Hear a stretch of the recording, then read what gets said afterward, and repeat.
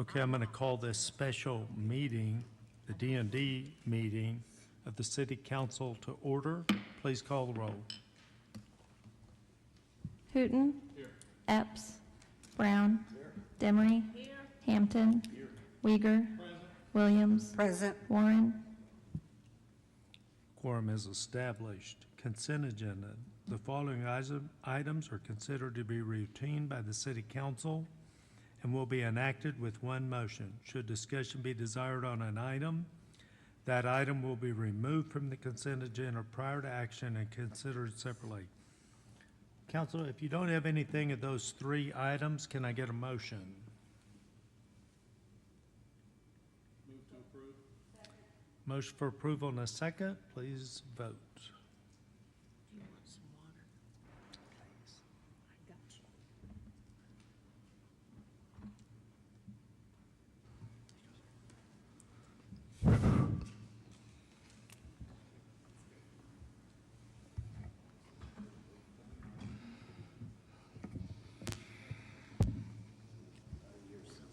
Mayor Booker, I can see that no one's joined on the voting system, so I'll just call the roll. Okay, please call the roll. Hooten. Yes. Brown. Yes. Demery. Yes. Hampton. Yes. Uyghur. Yes. Williams. Yes. Motion carries. Bringing up unfinished business, adopt a resolution declaring the structures located at 5333 Northwest Elm Avenue to be dilapidated pursuant to Division 651 Lot and City Code, ordering the owner to abate the nuisance, authorizing summary judgment, and authorizing the city attorney to commence legal action in district court to abate the nuisance. Antonio. Good evening, Mayor and Council. Property located at 5333 Northwest Elm Avenue. Just so you know, Mayor, the public hearing was closed on this property. Staff recommendation is to table this property until August the 11th, 2026, given the property owner. The property owners are still finalizing with the insurance company to get the claim approved.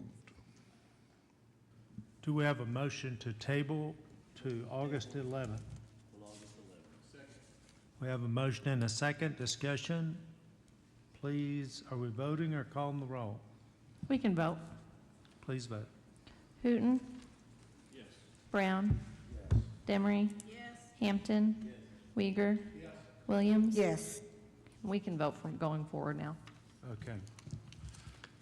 Thank you, Mayor and Council. Thank you. Bring up business item number 5. Consider holding a public hearing and adopting a resolution declaring the structure and all secondary structures on the property located at 1510 Southwest H Avenue, 1516 Southwest H Avenue, 1707 Southwest C Avenue, 1709 Northwest Kingsbury Avenue, 1716 Southwest B Avenue, 1726 Southwest 14th Place, 2320 Southwest I Avenue, to be dilapidated pursuant to Division 651 Lot City Code, ordering the owner to abate the nuisance, authorizing summary abatement, and authorizing the city attorney to commence legal action in district court to abate the nuisance. John, we're going to start with 1726 Southwest 14th Place.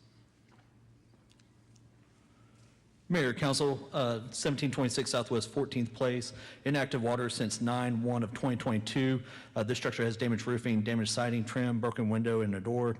We posted on the property on 5/27/26 in accordance with state statute. As of this morning, no permits have been filed. Any questions? Seeing none, I'll open the public hearing on 1726 Southwest 14th Place. Anybody wishing to speak on this item, please come forward. Yes, sir, we need your name and address, please. Yes, my name is Orlando Wyatt. I'm at 1219 Northwest Lincoln Avenue, Lawton, Oklahoma, and I'm stepping for as owner at this property at 1726. Did you say you're here for the owner, or I you're am the owner. You are the owner? Yes, sir. Okay, what do you have to tell us, sir? I had plans on renovating and pulling permits.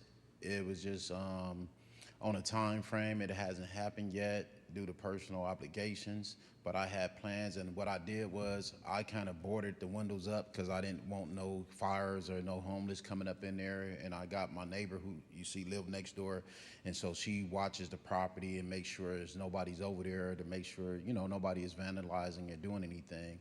And so I have contacted like electricians and licensed electricians, and I have a plumber scheduled, and then I'm supposed to be coming down here to the city, but I wanted to come to the hearing because I really didn't understand the process, and then I was gonna go to the city to try to pull permits and stuff to get stuff in order. And so I believe that they'll come and let me know what I need to get up to code or whatnot. And You kind of understand what needs to happen now? yes, Okay, good.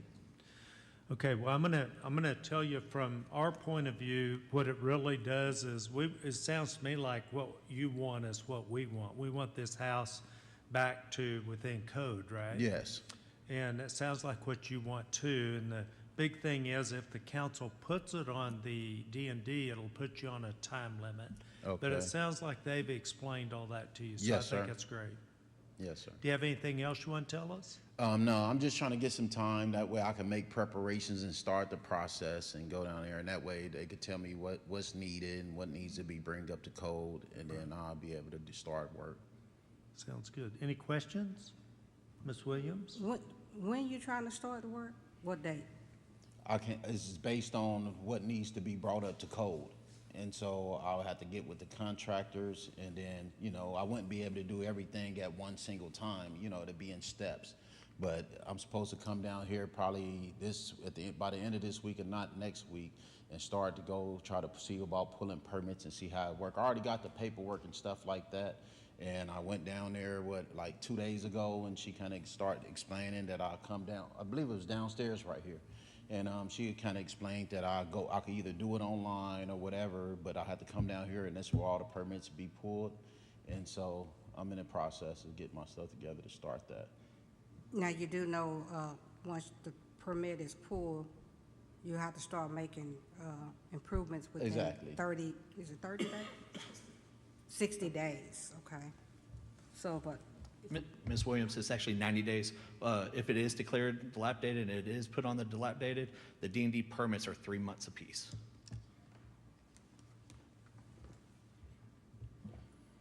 Okay, seeing no one else coming forward, I'm gonna close the public hearing. Council? move to approve a resolution declaring the structure on the property a dilapidated public nuisance and authorize abatement thereof as set forth in the resolution. Is there a second? We do have a second. Please vote. Get to this gentleman right here. He'll be able to explain everything. Motion carries. Bringing up 2320 Southwest I Avenue. 2320 Southwest I Avenue, inactive water since 10/22 of 2022. This structure has damaged roofing, damaged siding, trim, and it also has a little bit of smoke damage on the outside of the windows. It's seen on the outside of the structure, and it does have broken windows. There's one secondary structure posted on the property as well. We posted on the property on 5/27 of 2026 in accordance with state statute. As of this morning, no permits have been filed. Any questions?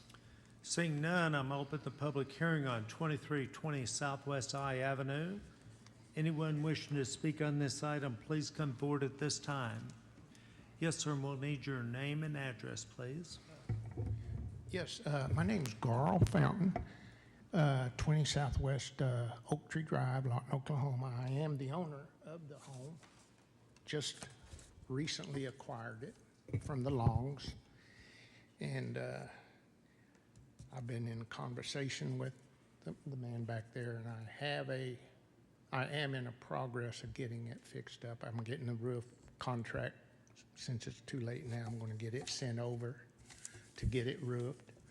And then, like you say, to keep vagrants and stuff out, my second big project is putting a barrier fence across all that. Because those alley rats are bad in that area. And I know it's been smoke damaged and there's not gutted. It's got good structural bones and stuff inside. You know, it does need complete wire, and I'm sure all the lead pipes, all wire, all Okay, so pipes.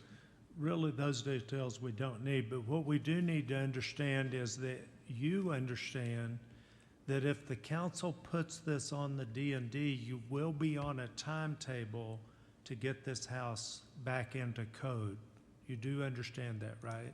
Well, I hope you don't. I've been in the medical issues for quite some time. You know, me being able to get out, I've been in and out 3 different hospitals since March and Oh, stuff. goodness. I mean, you know, back surgeries don't work all the time. I still recommend them. Yeah. So here's the situation that the council has. They're in charge of public safety, right? And when things happen and people break in and vagrants and all that stuff, and the neighbors are calling, complaining, the council has to act. My guess is from looking at this, that this council is gonna vote to put this on the D&D, and then you'll have 45 days to get a permit, okay? And then I guess you have 90 days before the permit renews, and you have to make progress, okay? Yeah. All right, you can't ask for extension if you're making good progress. Seeing no one else coming, I'm going to close this public hearing. Council, Are you finished with me, sir? pardon me? Are you finished with me? Hold on just a minute. Okay. Just stand right there. Yes, Mayor, thank you. I move to approve a resolution declaring the structure on this property a dilapidated public nuisance and authorize abatement thereof as set forth in the resolution. Second. We do have a second. Please vote. So I have building projects in periods of time. Okay. Thank you. Okay, and they'll get with you to help you understand everything. Thank you, sir. Motion carries. And I didn't have the person come up on 5333 Elm, but I guess they got what they wanted, right? Okay. That brings up 1510 Southwest H Avenue. John? 1510 Southwest H Avenue, inactive water since 2/24 of 2026. The structure has damaged roofing, damaged siding, damaged trim, broken windows. Posted on the property on 5/27/2026 in accordance with state statute. As of this morning, no permits have been submitted. Any questions?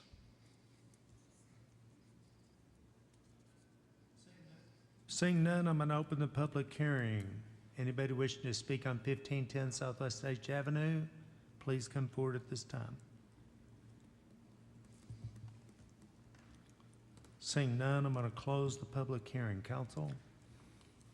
Yes, Mayor, I approve a resolution declaring the structures on this property a dilapidated public nuisance and authorize the abatement thereof as set forth in the resolution. Second. We have a motion and a second. Please call the roll, or please vote.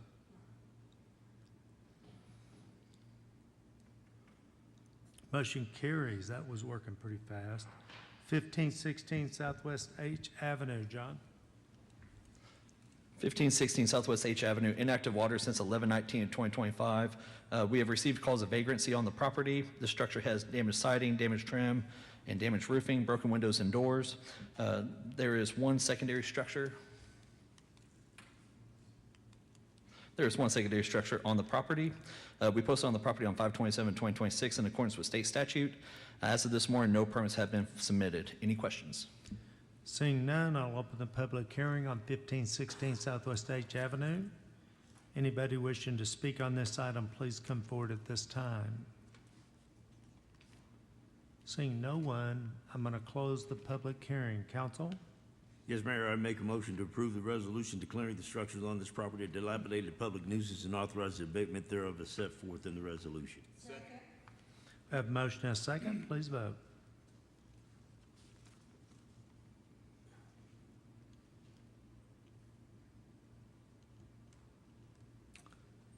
Motion carries 6-0, and that took a whole 6 seconds. That thing's working fast tonight. Bringing up 1707 Southwest C Avenue, John. 1707 Southwest C Avenue, inactive water since 4/17 of 2026 with a fire date of 2/17 of 2026. Fire damage throughout the structure. We posted on the property on 5/27 of 2026 in accordance with state statute. As of this morning, no permits have been submitted. Any questions? Seeing none, I'm going to open the public hearing on 1707 Southwest C Avenue. Anyone wishing to speak on this item, please come forward at this time.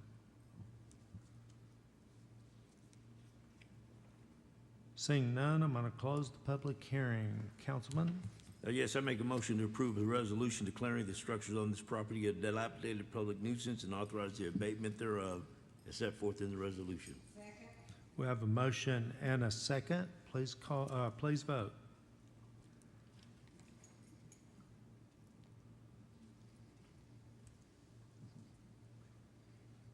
That one took 7 seconds.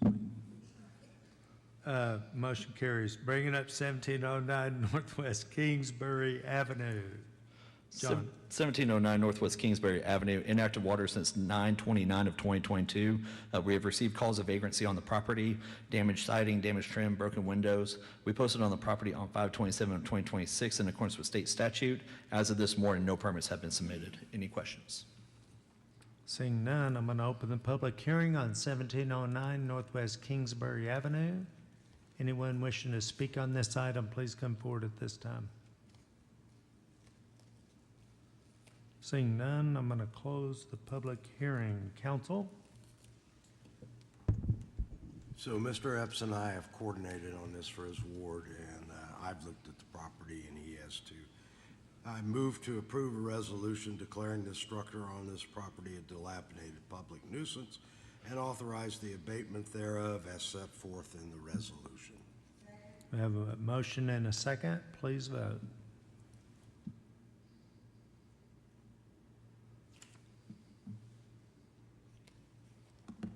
Wow. Okay, motion carries, bringing up 1716 Southwest B Avenue. John? 1716 Southwest B Avenue, inactive waters since 11/14 of 2025 with a fire date of 12/19 of 2025. Fire damage throughout the structure. We posted on the property on 5/27 of 2026 in accordance with state statute. As of this morning, no permits have been submitted. Any questions?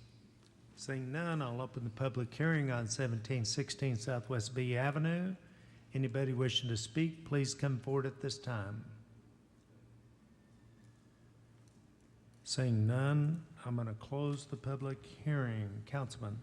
I move to approve a resolution declaring the structures on this property a dilapidated public nuisance and authorize abatement thereof as set forth in the resolution. Have a motion and a second. Please vote.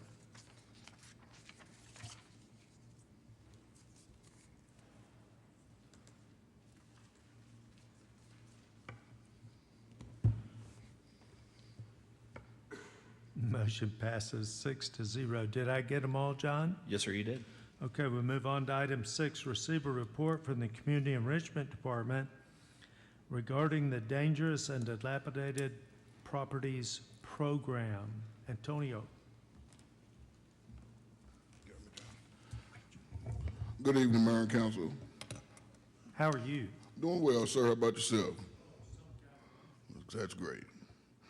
Mayor and Council, since the fiscal year of July 2025, we have brought 145 properties in front of the council.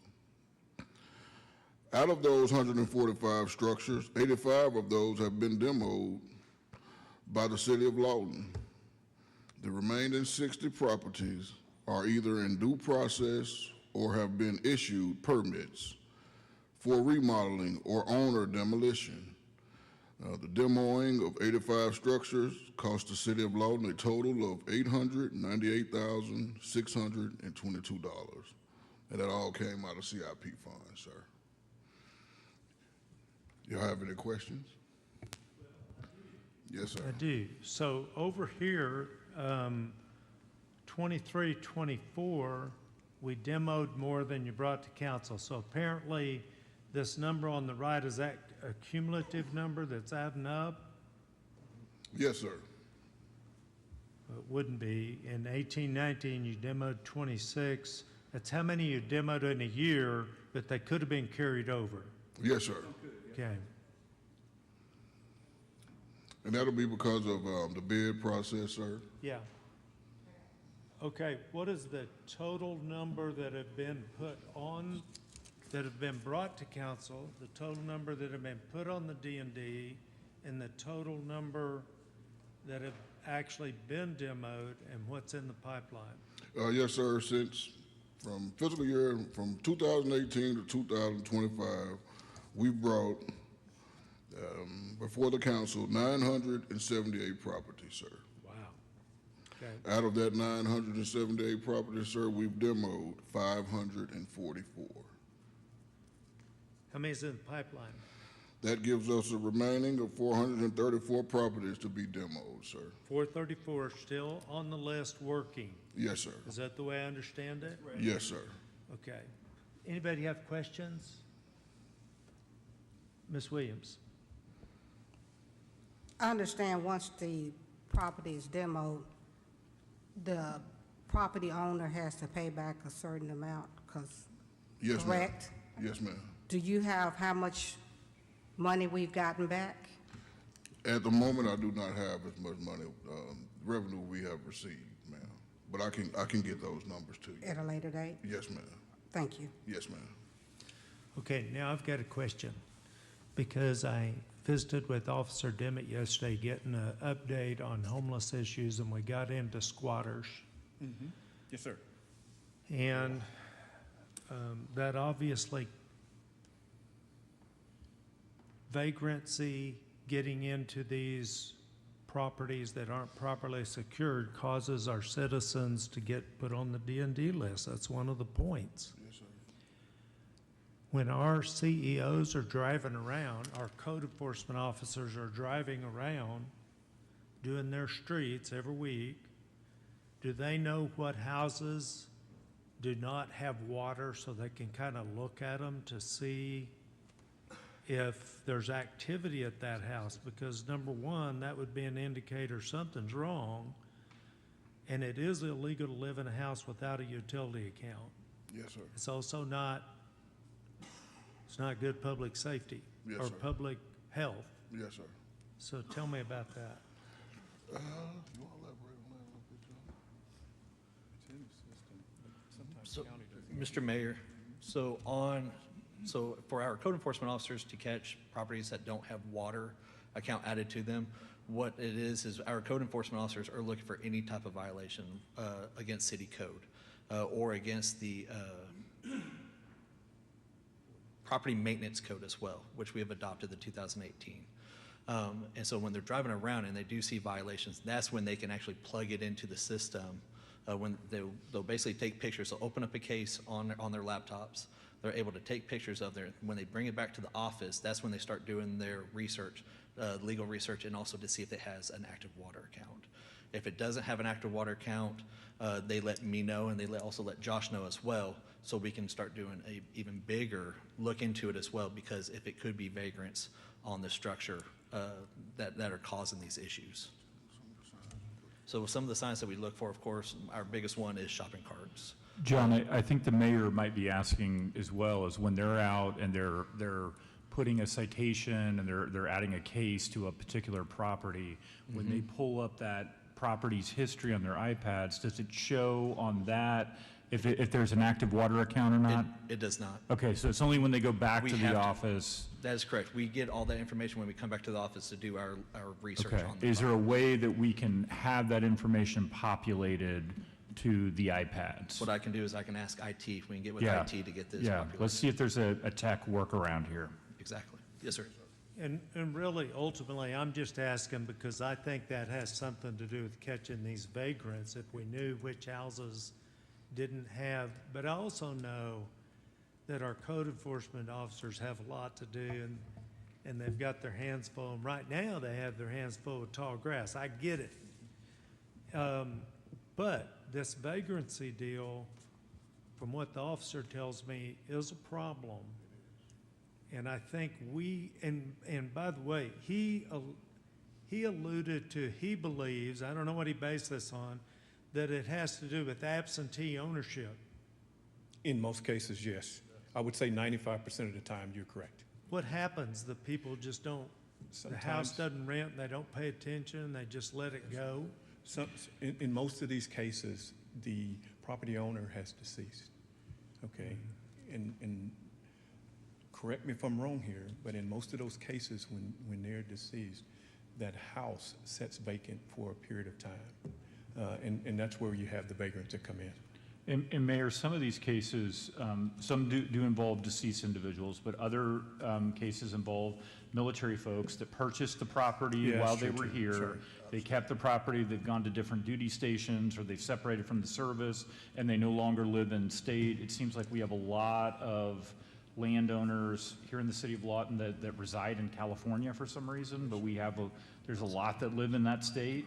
And so some of it is, and I don't know what percentage, but some of it is people just own the property, but they don't physically live here too. That is correct, And for sir. whatever reason, they don't feel an obligation to keep it up. Correct. And don't Right. have anybody that gives them reports or anything. And a lot of people who, property owners who buy them and think they can flip them real quick, and they don't keep them up. You see that a lot too. Mayor Booker, you have a request to speak from Councilwoman Williams. Ms. Williams? How many months does the property owner has to pay the demolition fees once that house has been demoed? Ma'am, that's 6 months. So after the 6 months, they don't pay, what happens? Before it goes to council, 6 months. I mean, county, I'm sorry, county. Before it go to the county? Yes, ma'am. Thank you. It goes to the county for a lien to be filed. correct? Yes, sir. Yes. All right, okay. Mr. Hampton? Yeah, thank you, Mayor. I get calls a lot in Ward 5 about this, and John is correct. There's a really older, nicer home that we contacted and that was squatters were living in, and the people that owned it was a couple that were in the military. He didn't want his wife to be here. She left, and the house was sitting there. I think that also, John, I don't know, a lot of these houses, what happens is they're not paying their taxes on them. Once they stop paying their taxes on them, then they go to the county. And I don't know if the county has any information like that, and I need to talk to you after this meeting because I have some squatters, a call on some squatters that I need to deal with now.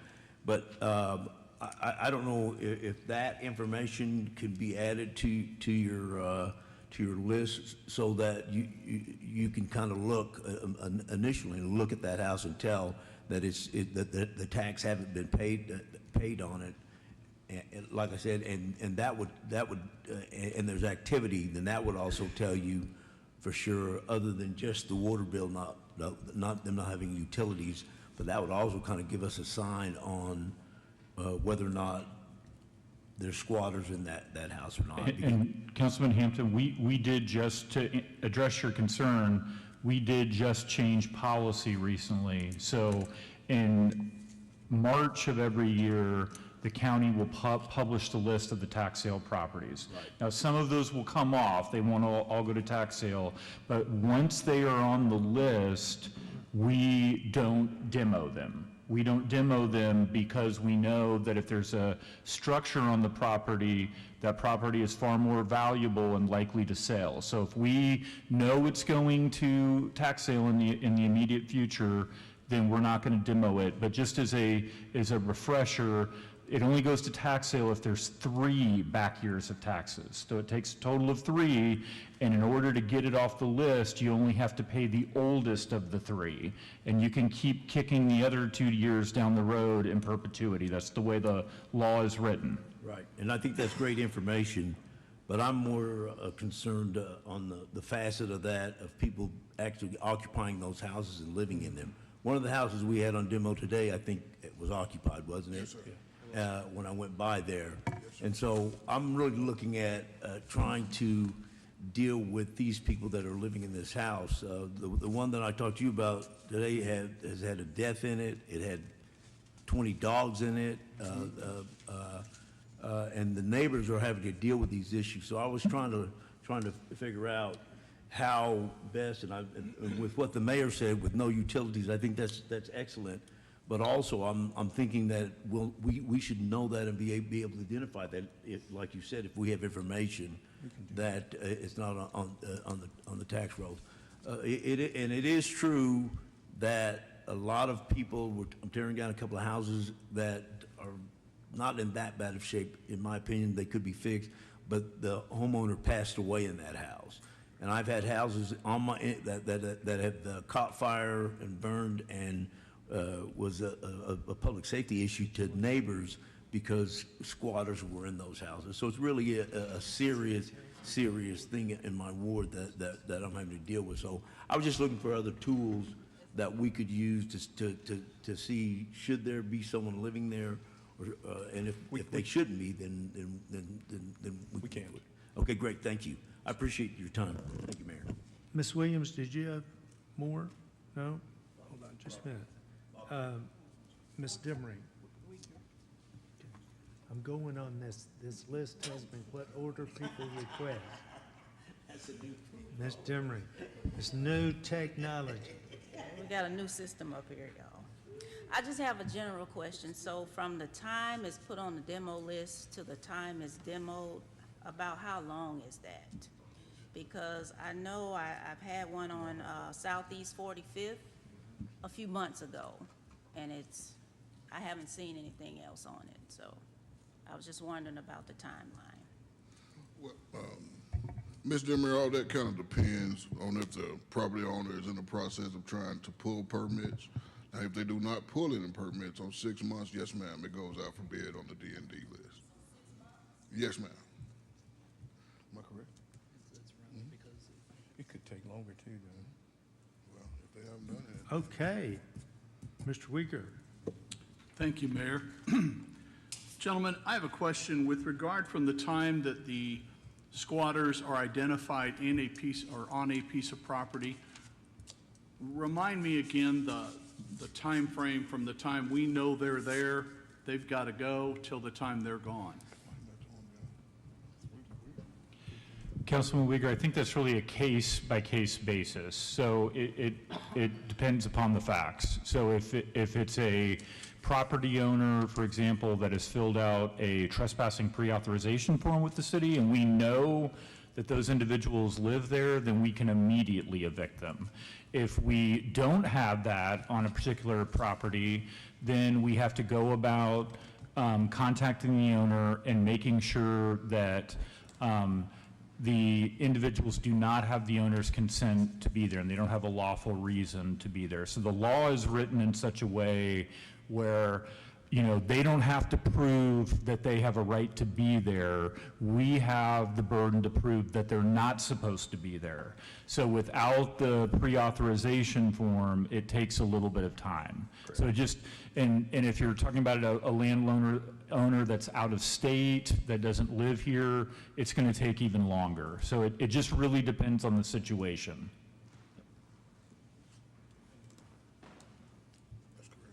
Okay, I'm a little rusty on this new system. Has everybody got to speak?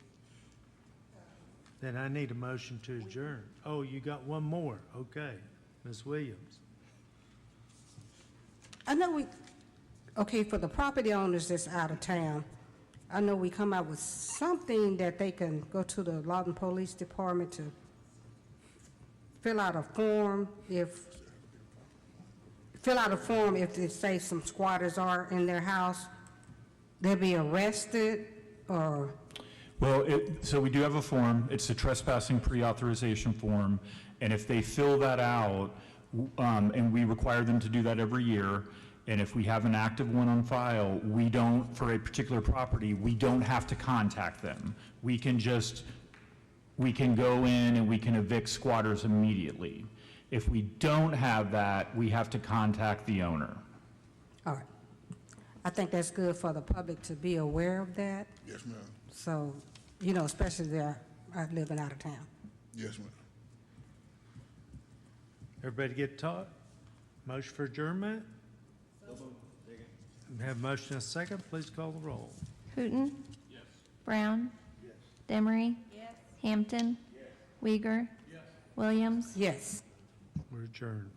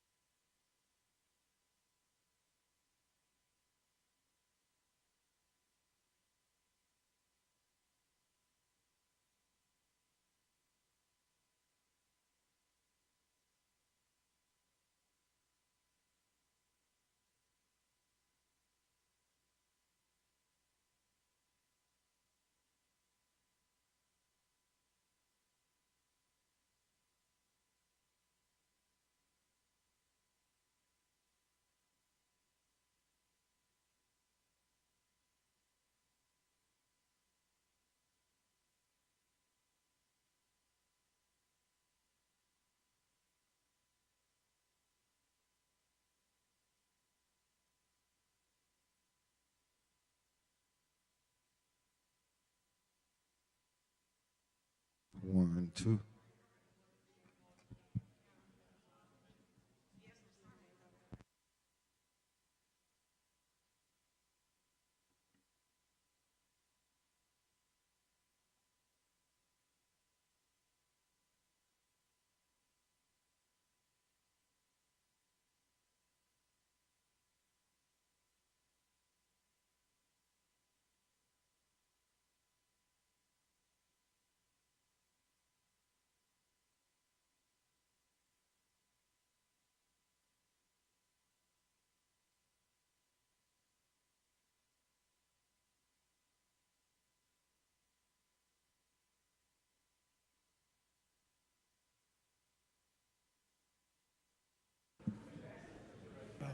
Bo, Bo,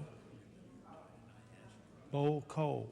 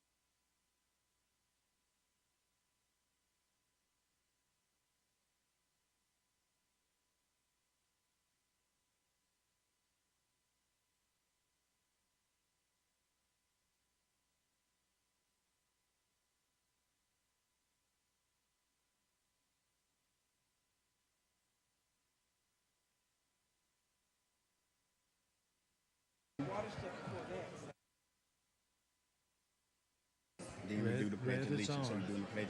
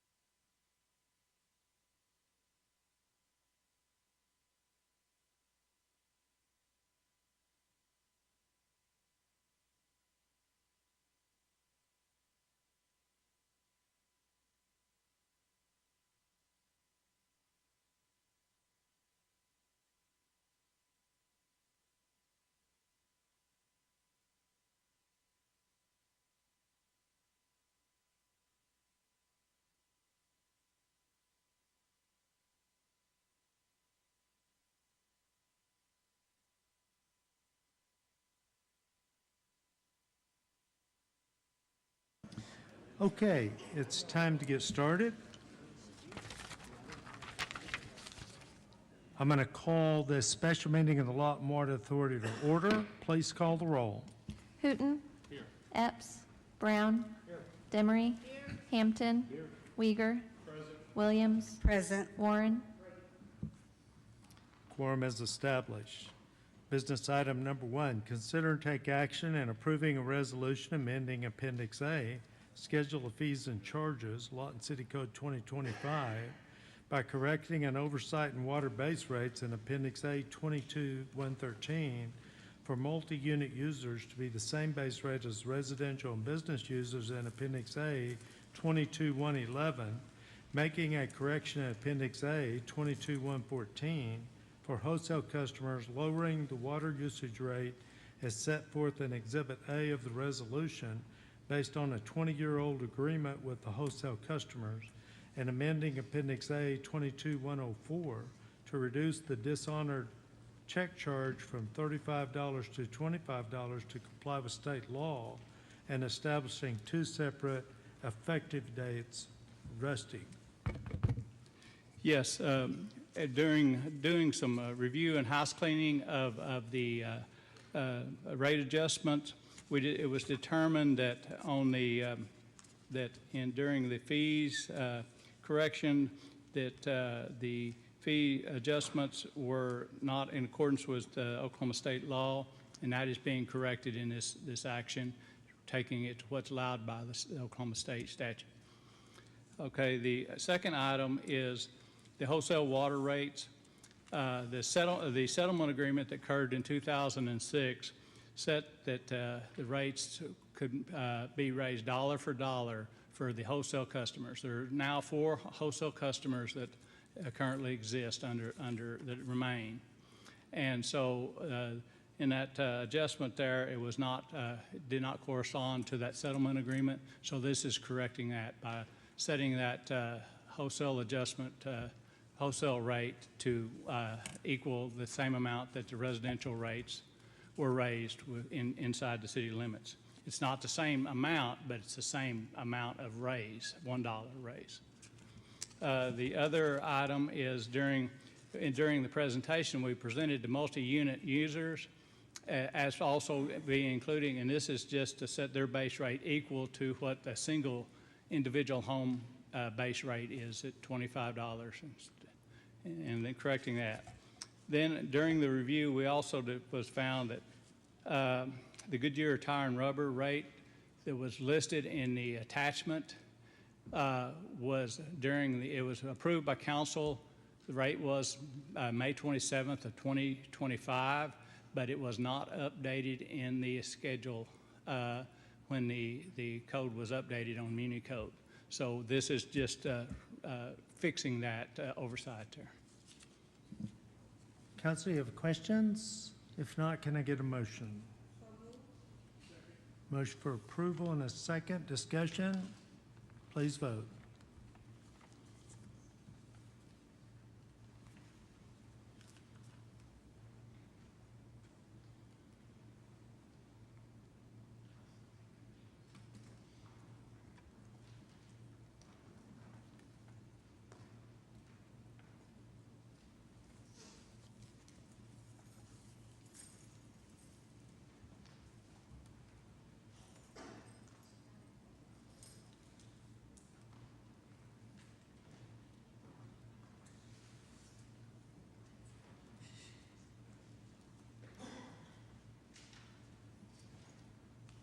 Motion carries 7-0.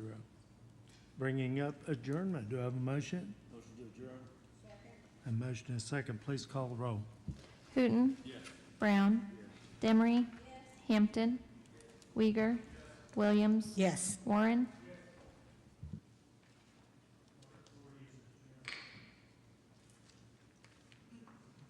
Give everybody a minute to get logged back in on the proper meeting.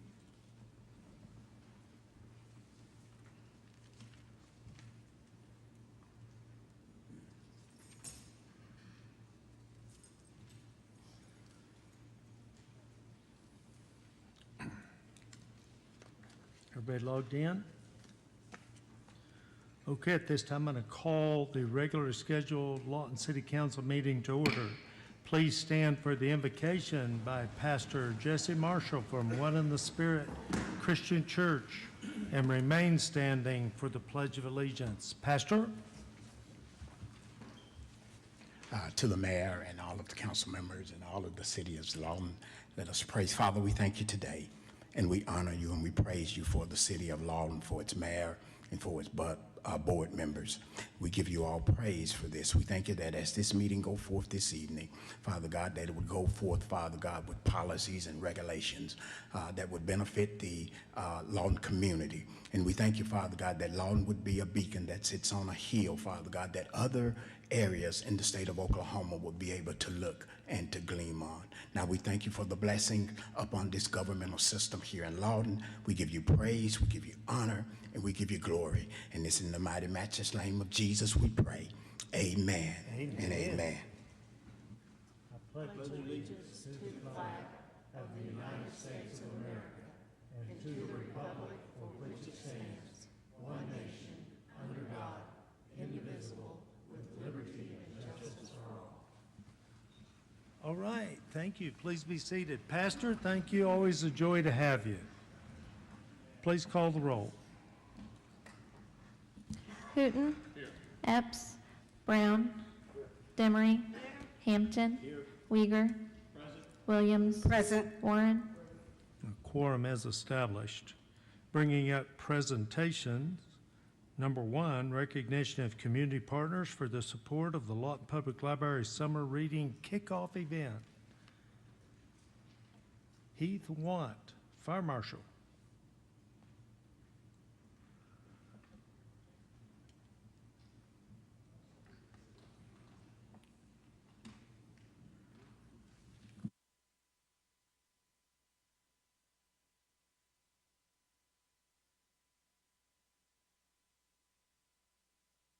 There we go. Thank you. On May 30th, the Lawton Public Library hosted its second annual summer reading kickoff event. This event was made possible through the collaboration of the library, the Lawton Fire Department, and several local businesses and community partners that provide activities, resources, and support the attendees. The summer reading kickoff promotes literacy, encourages youth engagement, provides families with opportunities to connect with educational and community resources. These efforts align with the City Council's Kids First initiative, which emphasizes creating opportunities for children and families to learn, grow, and thrive through strong community partnerships and positive youth-focused programs. As this event continues to grow, the support of local businesses and organizations have become an important component of its success. The certificate that's going to be presented tonight is to recognize and express appreciation to those community partners whose participation helped make the event possible. The Lawton Fire Department has requested the following people come forward.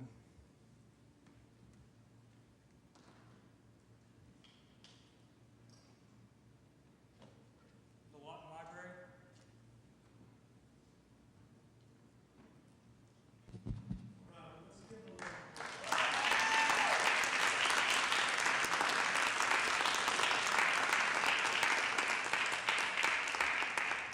And I called you guys first to help me too, so.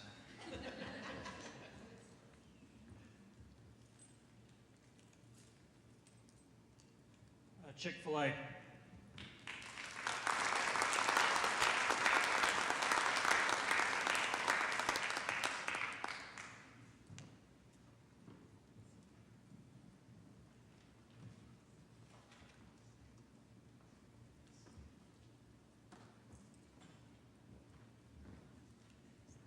Bureau of Indian Affairs.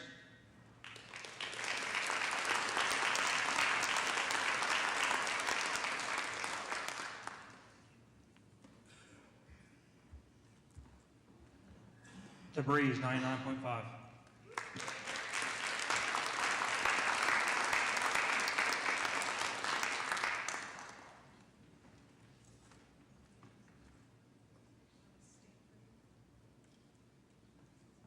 Raising Cane's.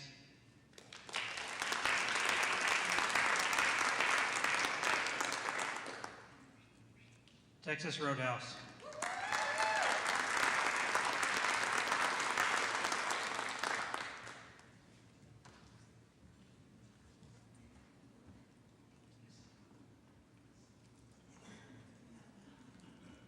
And Outback Steakhouse.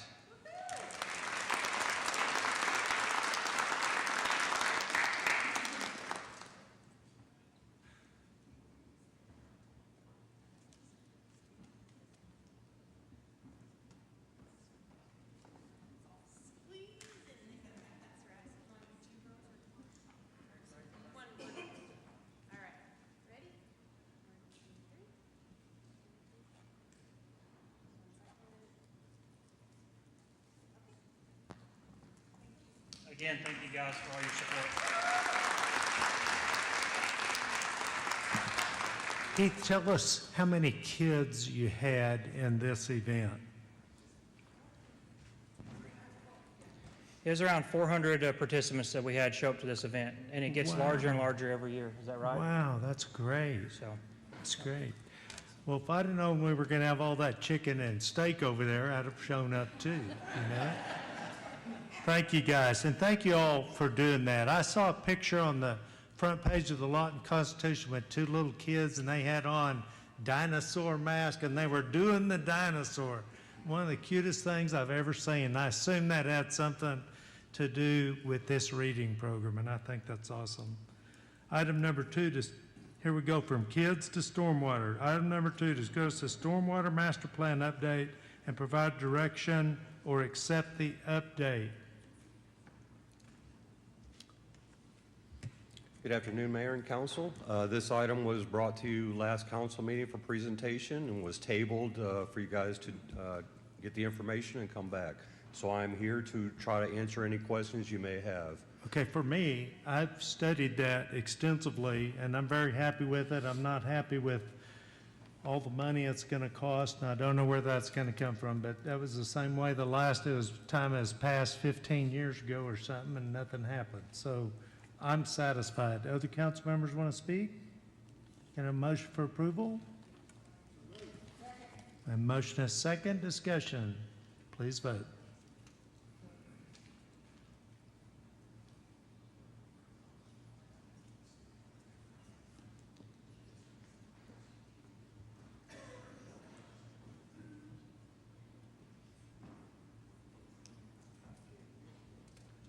Motion carries 7-0. And bring up a received report from the Chamber of Commerce regarding the Convention and Visitor Bureau and proposed amusement park. Matt Tranquil and Sam. Are you in? No? Okay. Sam's going And to talk Jamie. here in a second. Thank you, City Council and Mayor, for allowing us to be here. I'd like to have the following people just stand. They're here to support us. Michael Tao, which is going to be our chamber chairman in July. Mike Hickson, which is going to be the incoming chair this July. Natasha Klugman, the CVB director. Lacey Kavanaugh, which is which is on our foundation board, and Jamie Sutherland, which is the COO, Vice President of the Chamber. So we have a few people other than myself being here. If I forgot anyone, I apologize. What did I forget? Did I forget someone? Okay, I'm good. I thought Ms. Hay was telling me I did something. So I appreciate, as I said, I appreciate the City Council allowing us the opportunity to come before you and discuss the Lawton Fort Sill Chamber Foundation. the organization that oversees both Holiday in the Park and the proposed Kids First amusement park. It's important to remember this. I'm representing the foundation, which is not the chamber. It's the foundation of the chamber, which is completely different. We have provided the council with a business plan as well as drawings and information regarding the foundation concrete requirements for the rides in park. As this project has gained attention, it's important to address some misinformation that is circling in the community. At no point have we asked the City of Lawton for funding for this project. From the very first presentation of this idea, I have constantly stated that this would be a foundation-operated project. The park would be owned by the foundation, governed by the foundation, and supported through the foundation's efforts. The only thing we have asked from the city is a council backing of the idea and the property for it to be built. The mayor has been a part of this idea from the beginning. Individual councilmen have been positive on the idea from the beginning. The council has asked staff to come up with a land agreement for the amusement park. I have met with the city attorney and she's working on the agreement. Just today, she told me that she should have a draft of it by next week. The plan remains the same today. The foundation, with the assistance of the chamber, will seek private donations, sponsorships, grants, and tourism-related funding opportunities to make this project a reality. We will also present this project to foundations, trusts, committees, and other funding organizations to determine whether there is a mission and funding match. We are exploring every available funding source that aligns with our goals, but we do not want to take resources away from the city's budget or compete with the city's existing priorities. While we're not seeking funding from the city, if the city or any other organization were to determine that this project aligns with their goals and choose to support it financially, we would certainly consider and welcome the support. Like any nonprofit organization, we are open to partnerships and contributions from organizations that believe in the project's mission and its potential benefit to our community. Tonight, we're asking the council to make it clear that they support the continuation of building this project downtown and their willingness to have a land agreement and a timeline of which we will have that agreement. Our goal is to create an affordable family attraction that enhances quality of life, support tourism, beautify downtown, and provide opportunities for children and families, all while being financially supported through foundation and community-driven resources. At this time, I would like to introduce our CVB project manager, Sam Blankenship, which will provide additional details about the project, the planning process, and the opportunity this project can create for our community. Both Sam and I will be available to answer any questions and welcome any feedback at any point during this presentation. And Lane, I hope that you read some of this because I tried. So thank you.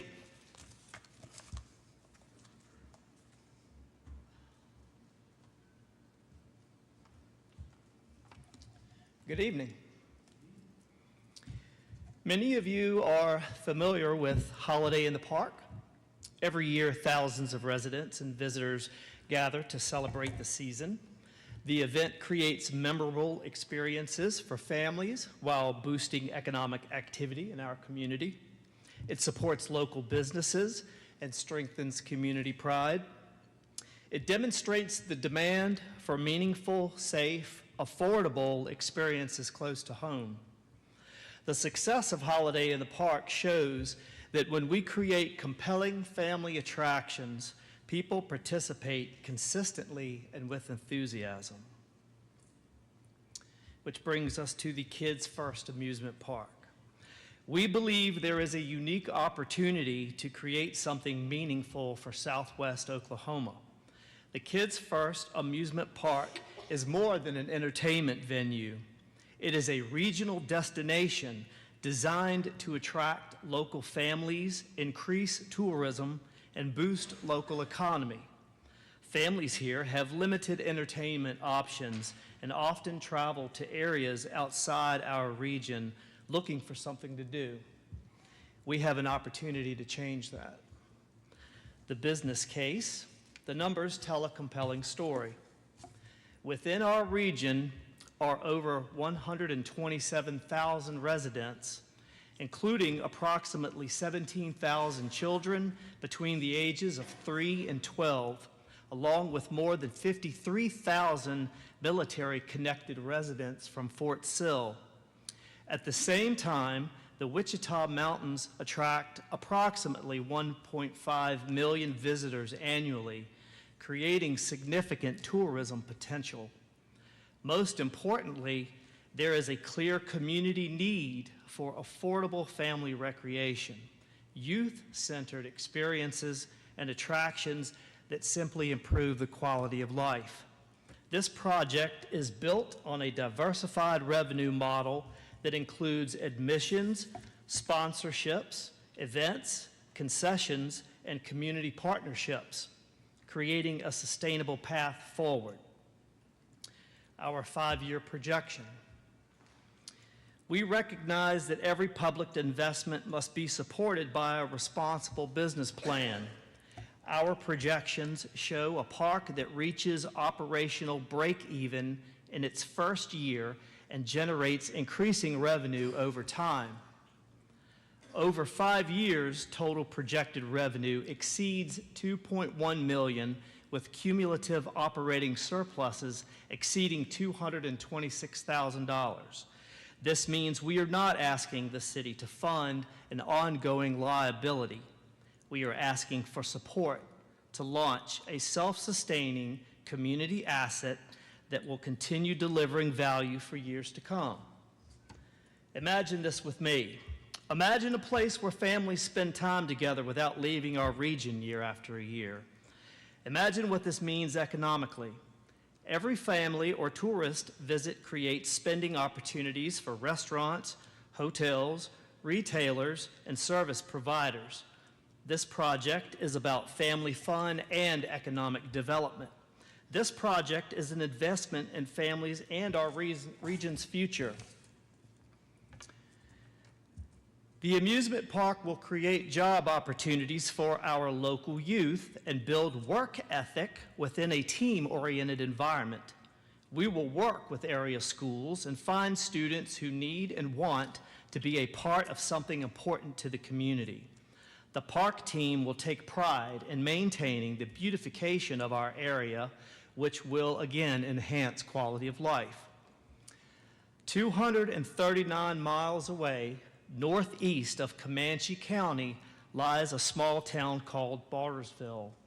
Bartersville has a children's amusement park that has consistently grown since it first opened in 1947. Comanche County has an approximate population of 127,000 residents, the 5th most populous county in the state of Oklahoma. Bartlesville has only a population of 38,400 residents. Last year, 2025, the Bartlesville Kiddie Park had over 200,000 visitors come through their gates. Why does this matter? Their kiddie park is not just an amusement park. It is a community asset, a tourism asset, and an economic development for their children and grandchildren. We want the same thing for Comanche County and Southwest Oklahoma. Every generation has an opportunity to leave something meaningful behind. Previous generations have built schools, hospitals, parks, and civic institutions that continue to serve us today. The Kids First Amusement Park gives us an opportunity to create a destination that enriches family life, strengthens our economy, and becomes a lasting symbol of what this community can accomplish when we invest in our future together. Thank you for your time today. Are you ready for us to talk now? Okay, come back up here. So thank you for doing that. And I'm going to tell you why I've been behind this from the beginning. For 25 years, I lived in Marlow, Stevens County, 25, 30 miles east of here.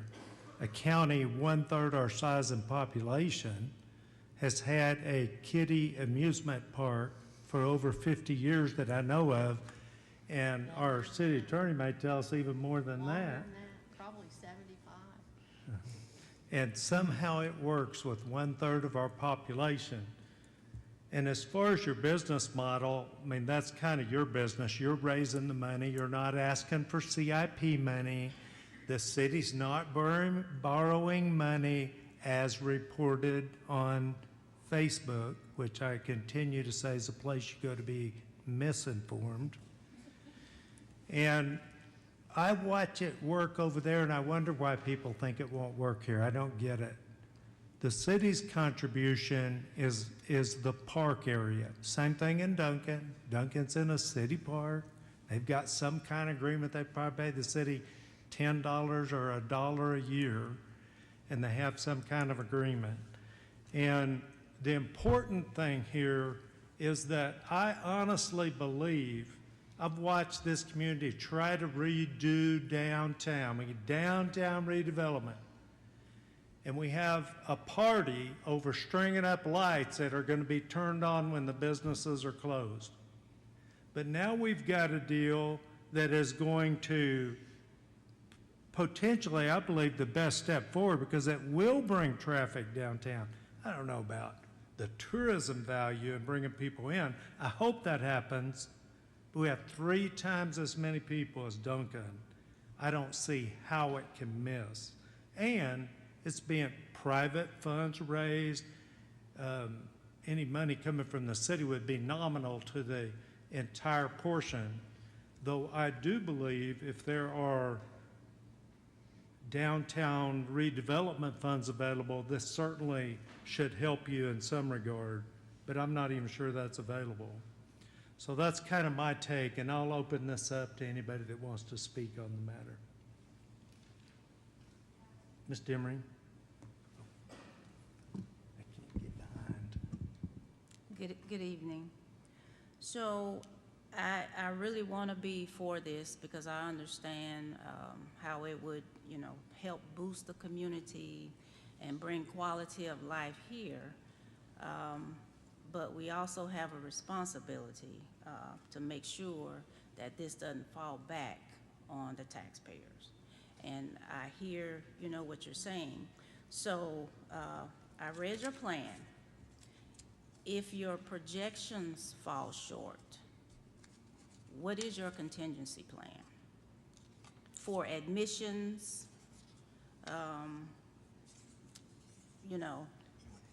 what is your contingency plan to make up those funds? Councilwoman, thank you for the question. All of the numbers that we have gave you are very much low. We have, the way we got those numbers is we did a lot of research. We ran it through 5 AIs. We Googled, we talked to other agencies, and every one of them says we will have more ticket sales than what we have. We also, in the first year, we said that we were only going to bring in $5,000 of sponsorships. I believe that Sam could accidentally find $5,000. So the sponsorships are $5,000 in that budget, and it only increases to another $5,000 for the second year. So we hired Sam, and he's only going to bring in $10,000 for the second year, and then from the third through the fifth, it raises $10,000 each. For example, the Holiday in the Park brings in almost $100,000 in sponsorships. So I don't think the $5,000 is realistic. I think it's very much low. And I also think that the tickets that we're saying that we're going to sell, which is 23,000 tickets, I believe, around there, $10 each, I think that's extremely low. And everything that we have access to states it is low. So I don't foresee this going down, but it would be ran by the foundation and owned by the foundation. So really, it's not the city's issue. The only issue would be is you would have a piece of property that we would have to sell some rides from. So we would have some rides there that's not running because we failed, which is not going to happen. But there is very little risk for the city. Good. No. So how many patrons do you have to break even, to come through your park? And are you going to operate year-round, or is this seasonal? Well, it's $10 each, so the first one is, I think, 23,500.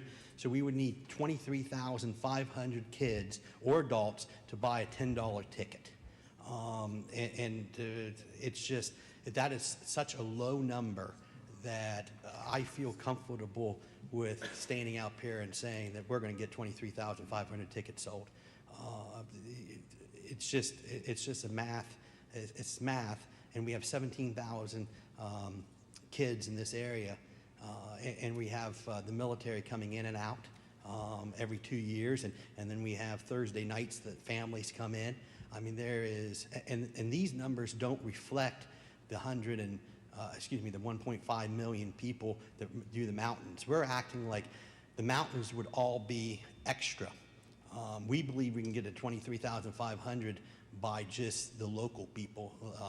And like the mayor was saying, we want to make the local people, have them do something fun and to increase traffic down in our downtown. So 23,500.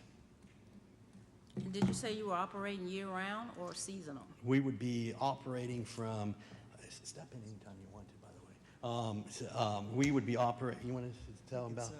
It's from May through September, school, basically the school years, except we'll be open a couple nights before school's out in May, and then in a couple nights in September before schools are out.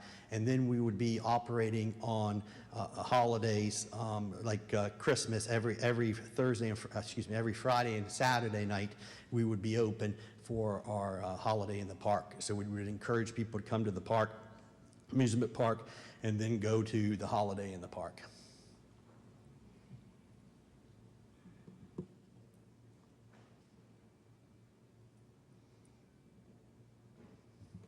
Thank you, Mayor. Matt, one of the questions that I, that I would have is the equipment coming into the amusement park, would this equipment be new or used? One of the things that we have thought about since the beginning is Barnesville has something, one ride, I think it was 1943, and it is a complicated monster ride. It's one of those octopuses that have all the black legs out, arms out, and it's very complicated. It would take a mechanic to fix that and run it, and when a piece went bad, we would have an issue, and that's what Barnesville told us. So all of our rides at this point would be new, and most of them are, and I've seen them all, I've seen a couple in person, I've seen every one of them with pictures. They're basically a motor with a shaft with a wheel. It's very uncomplicated, and when we were presenting this to the Comanche Nation this morning, we were talking about that I could almost fix these. Not quite, but I could almost be the one that fixed these. And I think that it will be, that's why it's good that it's new. And they have a lifespan between 7 to 25 years, depending on which ride it is. So maintaining those systems, keeping them current, maintenance-free, user-friendly, if you will, for the community, keeping the community safe, that wouldn't be a problem maintaining that. And I'm sure there's probably state inspections on those as well. There's state inspections it has to go through state inspections, I think twice a year. And there's rules and regulations up to like how the gates close. Like gates have to close automatically when they're around the ride. So there's all kinds of rules and regulations. We have for the first year, we have $50,000 budgeted for maintenance. There is no way that we're going to spend, knock on wood, because everything would be warranted. So I don't see how, we're going to have to mow grass, but there's not that much grass over there. So we have $50,000 budgeted for that, and that's why I feel confident when Councilwoman Demery asked, what's our Plan B? Our Plan B is actually put into Plan A, which we over-exaggerated every expense, and we underestimated every revenue point. So that is our point. That would be our Plan B. Okay. Into Plan A. And you would have, along with this, of course, an insurance policy that would cover, which I'm sure the amusement insurance policy would be pricey, I'm sure. Michael Tal back there is going to my incoming chair for the chamber side, and he is a business insurance guy, and he has talked to me about insurance, I don't know, 50 times since we've talked about this, and yes, we will have insurance. The first year, we predicted 20,000. I don't think we'll spend the 20,000 after Michael did some research. It may not be 20,000. Bartersville has 24 rides, and they have bigger rides, and they have more, unfortunately, bigger rides mean they're more dangerous, and they pay $40,000 a year for their insurance. And we have budgeted 20,000 for the first year, and I think it goes up every year after that. And of course, insurance always goes up every year. One last question. I understand with the ride, you stated it would be open from May through September and the holidays. In the daytime, would the amusement park be open to the community, or would that be something only during certain hours? Certain hours. They're going to, Bartersville, we would take Bartersville example because they're being very successful. They're open about 4 hours a day, 5 days a week. They're not open on Sunday or Monday. There is a certain Monday, one Monday a month that a sponsors to open it up to kids and children that have noise issues. So there will be no music or loud noises. So it allows those kids to enjoy, and I guess that has been a huge success. But we're looking at 4 hours, 5 days a week. Christmas time, we're looking at Thursday and Friday nights. Saturday, and I'm still working with the farmers market, and the farmers market is concerned about parking. If we bring, and I'm happy about this concern, because if that's the concern, God bless us, because that means we have a lot of people there, and we think, and I'll have to work with Cindy and Farmers Market, but we think we should be open on Saturday mornings, because we think that would help the farmers market bring people in, and I think it would help us by having the farmers market open, so it would be beneficial. Now, have I convinced Cindy of that yet? I'm probably not yet, but that's Councilman Hampton's job. Thank you. Thank you, gentlemen. Thank you, Mayor. Good, I have time for a rebuttal. Just kidding. I don't have any questions. I've listened to the questions that have been asked. I do want to say that, but make a statement. We are a city on the move. We've got industries moving in. We've been doing a lot of work on our infrastructure, roads, and our support system. I think some of the things that we need to look at is as we grow, we're going to have more visitors. By the way, I commend you guys for taking on a project that has so many moving parts, and I like some of the drawings. But, I can see as we have visitors come in, we built the water park. We have other things. Our airport's being already been redone. We're redoing a lot of things.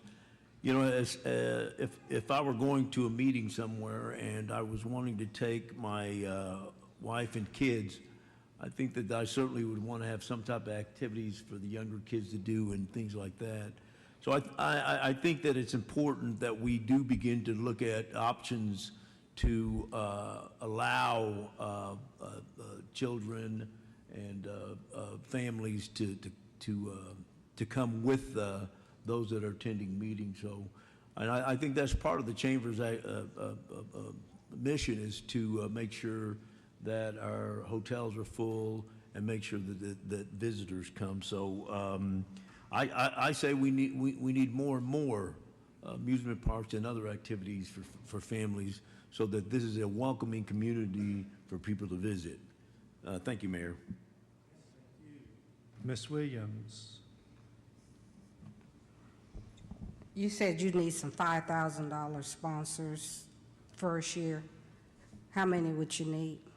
Councilwoman, in the budget, we only have one at 5,000. So that's what I'm saying is that this budget is very friendly, for the simple reason we believe we can probably bring in more than $5,000 in sponsors.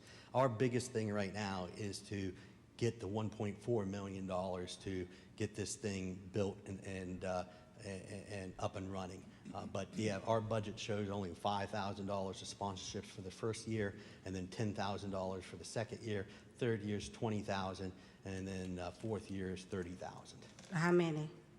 The 5,000? You saying one 5,000? One 5,000. One 5,000? Yes, or you could have 1,000s, well, however you got to that 5,000. Okay. Also, this is tax deductible, correct? Which part?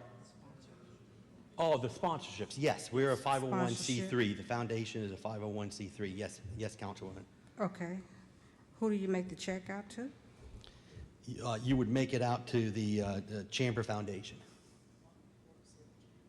Lawton Fort Sill Chamber Foundation. And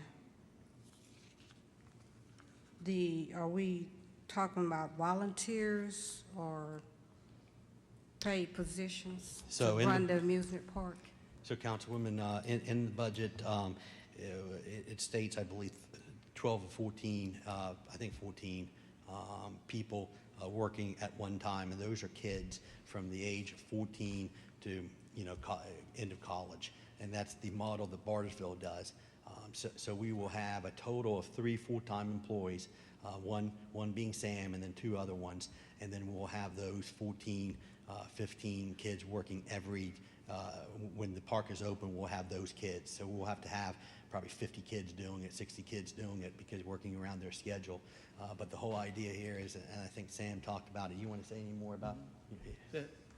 The whole idea is to incorporate youth in the community, to give them experience working towards something that's valuable for the community in a team-oriented environment that is focused on work ethic, establishing work ethic. Volunteers for the rides. You have to have a volunteer to address the queue, the line, and then you have to have a volunteer that actually safely puts children on and removes children off the ride. And then you have to have someone to start the ride itself. They have to be separate. Okay. So we want to involve, volunteers and school students and whatnot. Thank you. Yes, ma'am. I thought I saw you writing a check down there. Let's see, next is Mr. Hooton. Yeah, Matt, I did not, maybe I did receive it, but I have not had a chance to review the pro formas yet. So we'll talk tomorrow about that. And I apologize. I was just saying, because you really did put a fire under me to get it done, and I appreciate that. Okay. I've got several questions. Can you define, you say support of the city? That's what you guys are asking for tonight, I believe. That was a quote. What do you mean by that? This can't happen without your guys' support. And when the mayor and I and a couple other leaders talked about this at the beginning, this cannot happen. If the city council does not want this, I can't make this to work. And I believe that this is good for the city, and that what I'm asking is for you guys to say, yeah, this is a good idea. Let's move forward with this idea. So that's what I mean. And also, you've already asked the staff to work with a contract for the property, and that's almost done. And obviously, you will have to pass that if the staff decides to pass it along to you. So I would ask for your support to pass that also. And it's hard to go out to individual companies and organizations and ask for money without a business plan, as you pointed out. And I have a business plan now, and it's also hard to do it without a piece of property picked.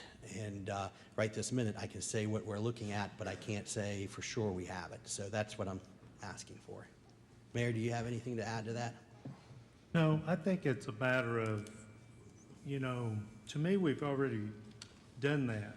We've directed the city manager to work with you on a lease at a nominal amount, which means $1 or $10 for a particular piece of property. And that included allowing you to use something. We've already voted on that, I think. And I think that's what you mean by support, is are we ready, are we really interested in continuing with this? And I apologize that you've had so much blowback, especially from misinformation. If you were on this side of that, you would be used to misinformation, trying to upset what you're trying to do. So that's the way I take us support you. We're just like, we told the city manager to work with you on doing a deal. That's exactly what we expect. So that's what I think it is. Because we're not voting on money. We're not giving you money. I agree with you, Mayor, and one of the other things is that I need to make sure when we're going out that people realize this is not a chamber or CVB or Matt Tranquil thing. This is a community effort. And if you guys give us that support, then it shows that it's a part of the city. The city likes the plan, and the city wants us to move forward.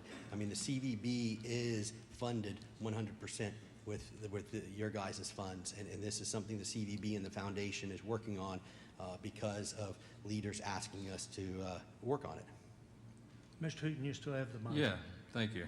A couple of other things. What type of insurance are you talking about, Matt, that you guys had procured already or in the process of it?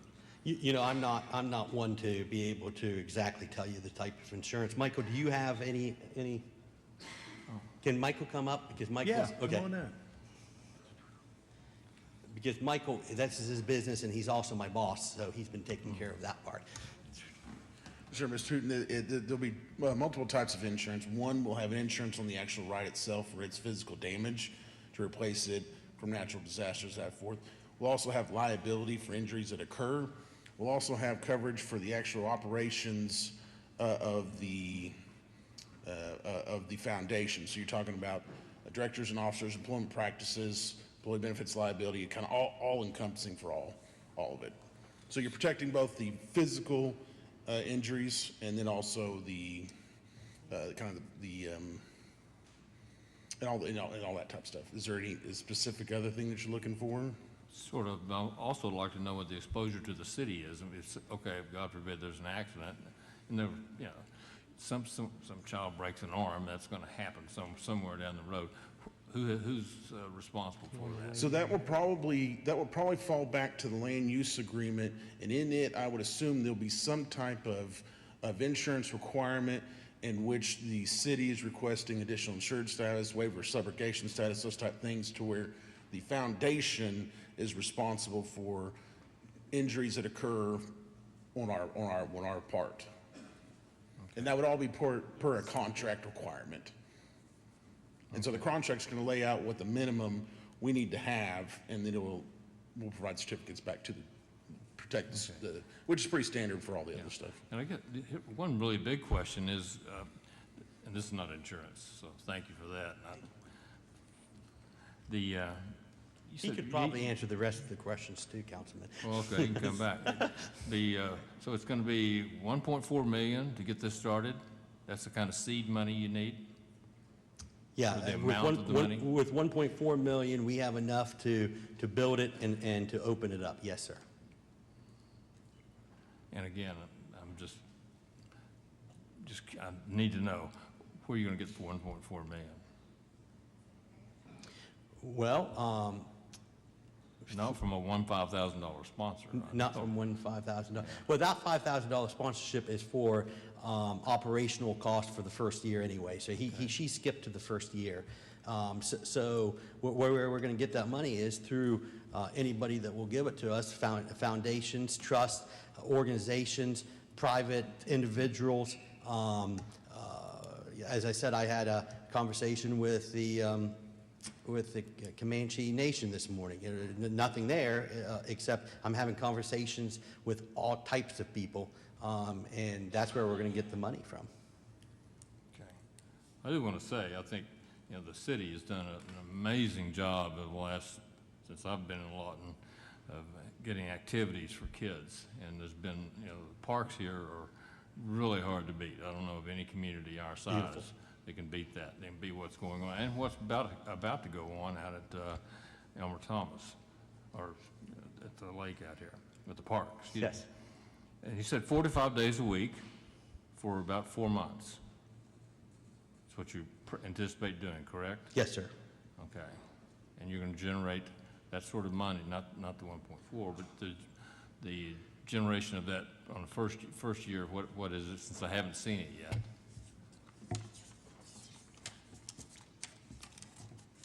Do you have the, I have it. Hold on one second. Okay, so the first year, you can see that we would generate $353,491.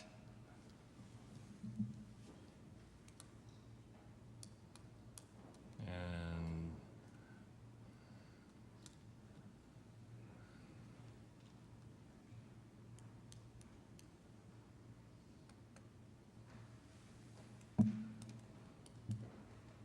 okay. Okay. That's what you're anticipating doing, okay? So that. Yes, sir. Goodness, no, do the math for me. $353,000 is how many $10 tickets? You know, it's like. 28,000. I don't think that's quite right, but I get it, 35,000 maybe, huh? It's 28,500 because Okay. if you do Again, I haven't seen it. 28,500 Haven't times, seen it. yeah, that's the right math. All right, it's really better, but, and you think 50,000 for maintenance is, I know you said that's you don't really anticipate that because most of everything will be new, correct? Yeah, we have budgeted in for 50,000 in the operational expenses. However, I don't think we would use it, especially the first year. It's everything is new and it's all warranted. And it's, as I said, it's a motor, a staff, and a wheel. I mean, it's not very complicated, and it's complicated for me, but it's not. Everybody I've talked to that owns these equipment say that it's a very easy equipment to take care of. Okay, just curious about that. Completely understand. Okay, thank you very much. Thank you. Okay, Ms. Demery. Last questions. How can you ensure that you're not competing this amusement park with other like businesses? Well, I can ensure that. I mean, we're not going to go after other businesses. We're the Chamber of Commerce. We want to uplift everyone. So I can't assure. I don't know what every business in Lawton does. However, we will try to partner with all businesses.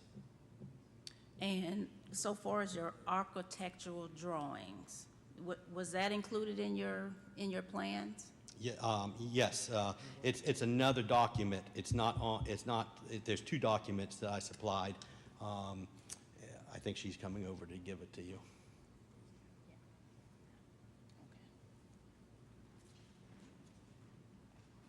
So, how much would these cost to have these drawn up? Well, it's in one of the $1.4 million. However, it's budgeted for $90,000. But I had a meeting at the airport the other day at the airport authority, and it dawned on me. I was sitting right across the table from an engineer, so I asked George if he would come down and talk to me about this, and he would, and he did. And he sat and talked to myself and Sam and Jason about what we needed, and he's not 100% sure we need to hire an architect. He's not sure, but right now we spent $1,000 on the drawings that you have right now, and what Mr. Gills told us is that this is about as hard as putting a sidewalk in. Because it's just concrete, and it's not very thick concrete, and you have the drawings. So he says it's one step harder than a sidewalk, and I guess a sidewalk's not that hard to put in, is what I was thinking when he said that. And where would that startup money come from? Would that come from sponsors? That's part of the $1.4 million, Councilwoman.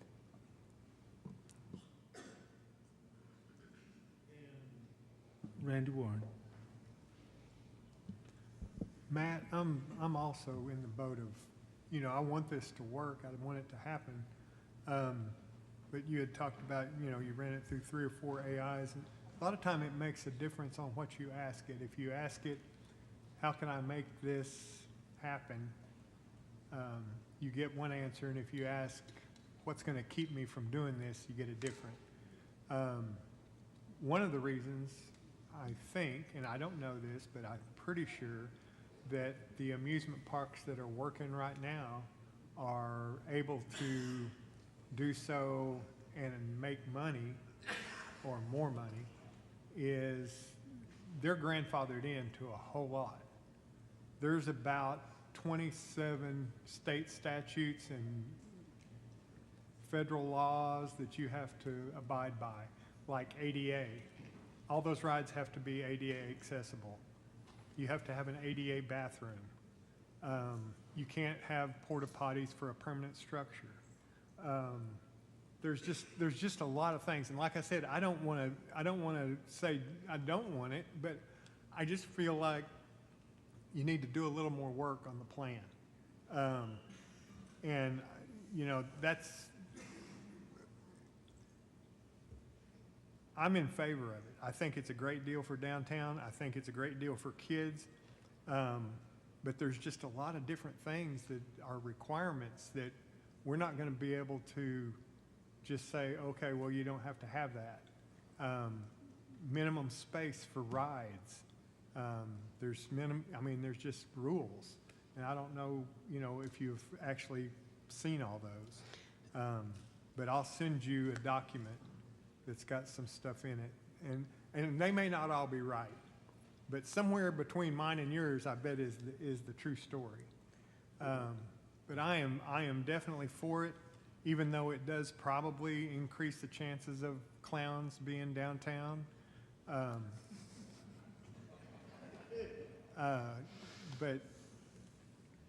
I want you to look at the numbers again once I send this to you, because I know that some of the things that Duncan's able to get away with, they get away with because they're grandfathered in. Councilman, I agree with everything you just said. We did put it in. We did not just say, hey, prove this could work. Quite frankly, I put it in a few times saying, please prove it won't work. And one of the things that comes out is we have a 21% poverty rate in this area. It's the highest in the state. It's one of the highest in the nations. And one of the questions we asked was, with the 21% poverty and the I think it's $52,000 total median, what's that? Median income. Median income. Can a park like this work with a $54,000 median income and a 21% poverty rate? And it consistently came out and said yes. Because when you think about this, a lot of you and myself and most of you probably can afford to take your grandkids and your kids to Disney or to Dallas or to somewhere neat and stuff, but there's a lot of people, 21% poverty, they're not going to Dallas, they're not going to Disney, and they're going to spend a few dollars on the state fair or a $10 ride because they're going to figure out how to do it for their kids. So this is really helping the less fortunate more than it's helping people like me and you. Could you answer one other question? And Yes. then I promise I won't ask any more. Don't make me do the math because, well, just don't make me do the math. How many tickets a day are you figuring to sell?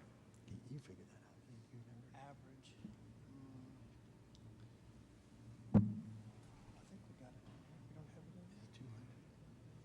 Well, you know, let's say we have 75 days and we're going to get $228,500. So hold on 1 second here. What's that? 350? 350 a day. And the next question would be, I would presume, is can the park fit that many? Yes. Okay, Mr. Brown. Thank you, Mr. Mayor. 2 items. First item being, I think the endorsement by this council of providing the land at a minimal cost is an endorsement that you need. And I think that's what you're asking for, as the mayor stated earlier. The other thing that I've got you've got CVB investment. How is the CVB funded? Councilman Brown, like I said earlier, it's funded by the hotel motel tax. Okay, that answers one question. I think something that would help your argument as you go, and I don't think you're getting pushback from anybody, but I think you should lay out at what point as you're fundraising, at what point do you feel like you could go execute, and then when would you start building this? Because today it sounds like you're asking us to endorse it and you're going to start tomorrow. Well, you got a whole lot of fundraising to do before that, do you not? Are you going to build it on spec? Well, so what I would like to do is get initiative, a initial large donation, and then get it started. Because when we get it started, we'll get the funds. 1.4 million is not that much money for us. And I fully understand. All I'm just saying, what would help is that if you reach $800,000 in donations, you could start construction September, be ready to go for next year. Or are you gonna try to get it started by July? You can't do that, obviously. So I was just kind of curious what internal mechanism you had to trigger to go ahead and start building. Councilman, I would have to get back to you on that. Okay. I have. That's fine. Yes. It's just something I would say, you know, as you're giving this briefing, when we raise so much money, I'll start building. Thank you. Thank you. And Ms. Williams. The 1.4 million you're talking about, startup, there would be this, the cash, it wouldn't be a loan, correct? It's what? Cash and not a loan? Yeah, no loan. There's some stuff online that says we're asking actually tonight for you guys to give us 1.4 million on a 9% interest. We're not. We would do this in cash with sponsorships and you know, donations.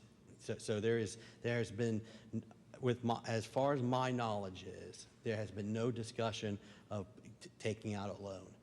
If there's some city discussion, I was not a part of it. So, but I know it's on, the mayor and I talked about this, it was on social media yesterday and today.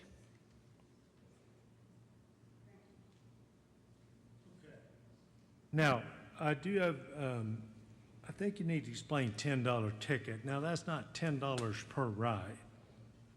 No, in actuality, it's probably going to be $2 or $3 a ride, or a ride all 4 hours for the $10. Now, that's not in place yet because, as Councilman Brown says, we don't even know when we're going to start put the shovel into the ground. But that's what we are, in theory, looking at.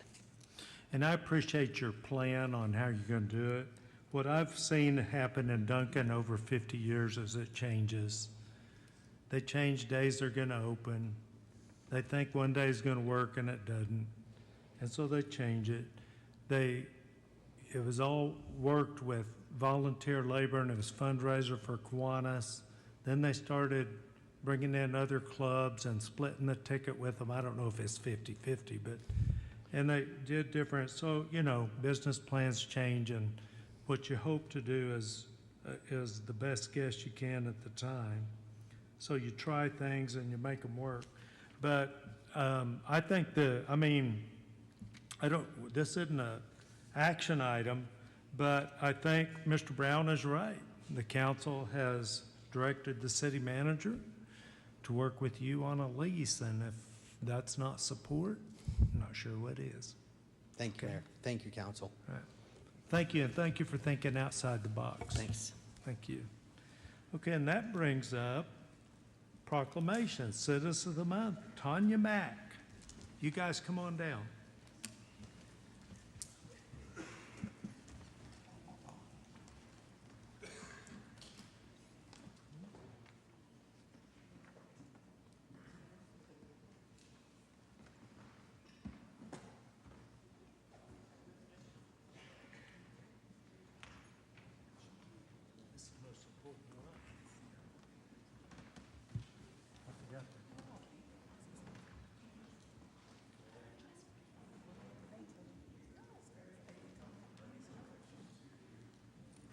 Okay.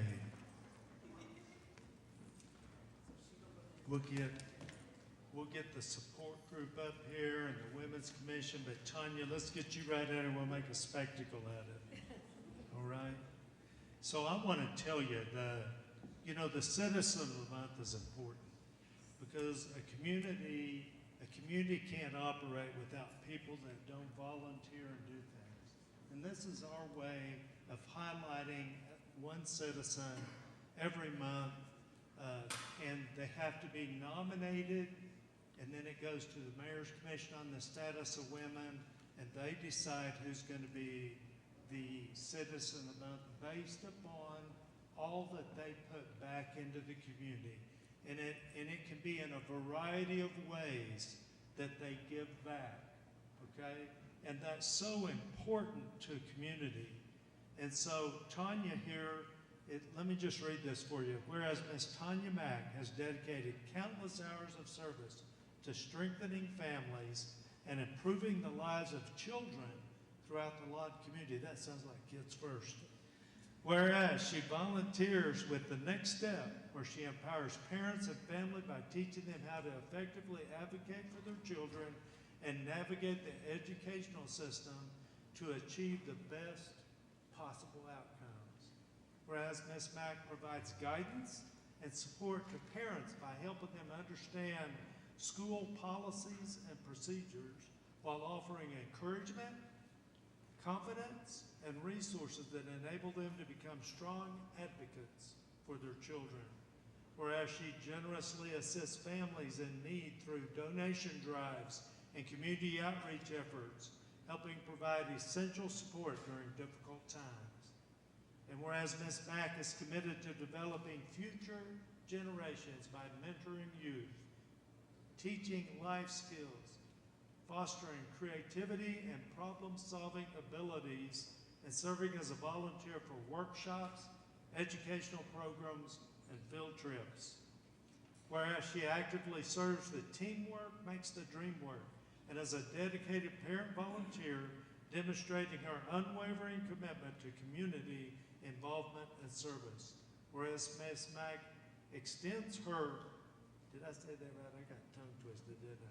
Whereas Ms. Mack extends her compassion and leadership by assisting veterans with felony convictions as they work to successfully re-enter society, helping them overcome barriers and build productive, meaningful lives. And whereas through her selfless service, positive influence, and dedication to uplifting others, Ms. Mack has made a lasting impact on the city of Lawton and the citizens of Lawton, and serves as an inspiring example of compassion, leadership, and community spirit. I do hereby proclaim Tanya Mack as Citizen of the Month for June 2026. On behalf of the City of Lawton, thank you for setting an inspirational example for others, rising to the highest level of some kind of wonderful. Let's give her a big round of applause.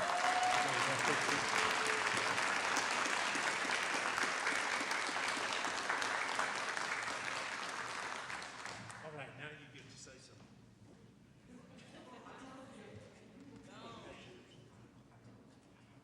It's going to be really very short and sweet.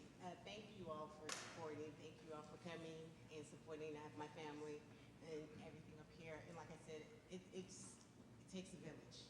So I just do it because my heart pours out to it, and I love kids and I love people. So I just do it because it brings everybody joy and it brings a smile to everybody's face. And if it wasn't for God up above, I wouldn't be able to do it. So you guys my steps.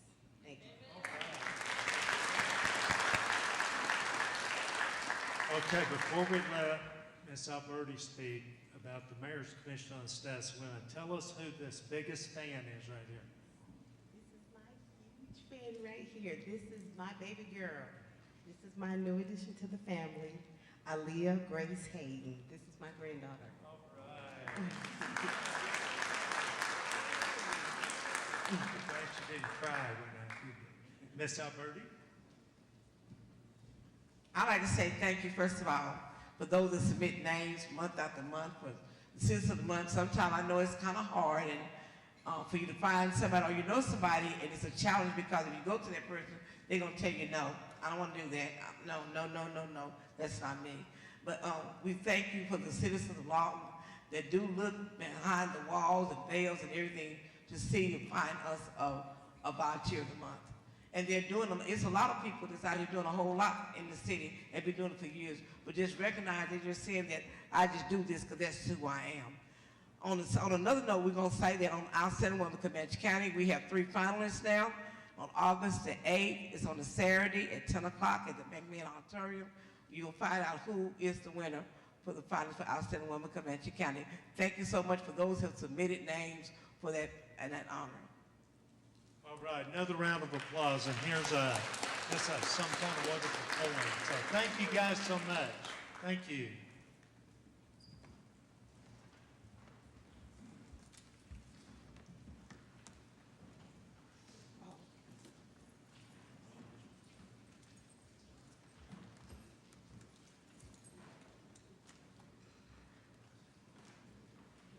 Okay, and that brings up reports by the mayor, city council, and city manager. We're going to start down here with Ward 8, Mayor Pro Tem.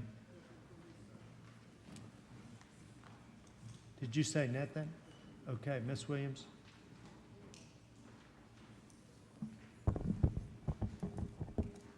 This is to the public. You are cordially invited to the Dunbar Elementary School unveiling of the school monument, new play equipment, June 19th, 2026 at 10 a.m. And it's going to be at the Lemia Harkey Park, and that's located 18th and Douglas Avenue, right here in Lawton, Oklahoma. There will be food, music, and activities. Food is catered by Johnny Cook Barbecue, which will be ribs, chicken, tips with sides, and also we'll have hot dogs, chips, and drinks for the children. And afterwards, we'll continue with activities for the children and adults. And we just ask you, please come and enjoy. Everything is free. And Councilman Uyghur. Thank you, Mayor. I had the privilege of going out yesterday to the dedication for the Sound of Freedom Memorial out at Lake Helen. If you haven't been out there, I'd like to encourage you to go by and just take that brief little walk there on the sidewalk that has been. We have the Gold Star Memorial there as well. It's just a beautiful memorial that Team 35 did in constructing that and dedicating that. It was just great to see that. If you haven't been out, let me encourage you to go by and take a look at that. And Mr. Hampton. Yeah, thank you, Mayor. We love that farmers market. The Hawaiians like that Spam. I don't know if you're aware of that, but that my wife surprised me. We got fresh green beans, and she put Spam in there. Not bad, not bad. Fresh green beans, fresh corn. The corn is sweet as could be. Fresh corn, and then my favorite, some Parmesan garlic bread, freshly made the night before. Make it out to the farmer's market. You'll see people that you know out there. You'll see people you don't know out there. It's just a fantastic event to go to. Also, I just want to give a little plug to the airport. If you haven't seen the airport, the new airport building that we've got going on out there with all the things at a big airport, go out there and see that. Fly Lawton if you have an opportunity. Thank you, Mayor. And Ms. Demery. Yes, Mr. Hampson, that'll be a no for the Spam for me. I just want to wish all the fathers a happy Father's Day. And I want to remind all the men that strength is not about flexing your muscles and beating your chest. Strength is about making the load a little lighter on your significant other.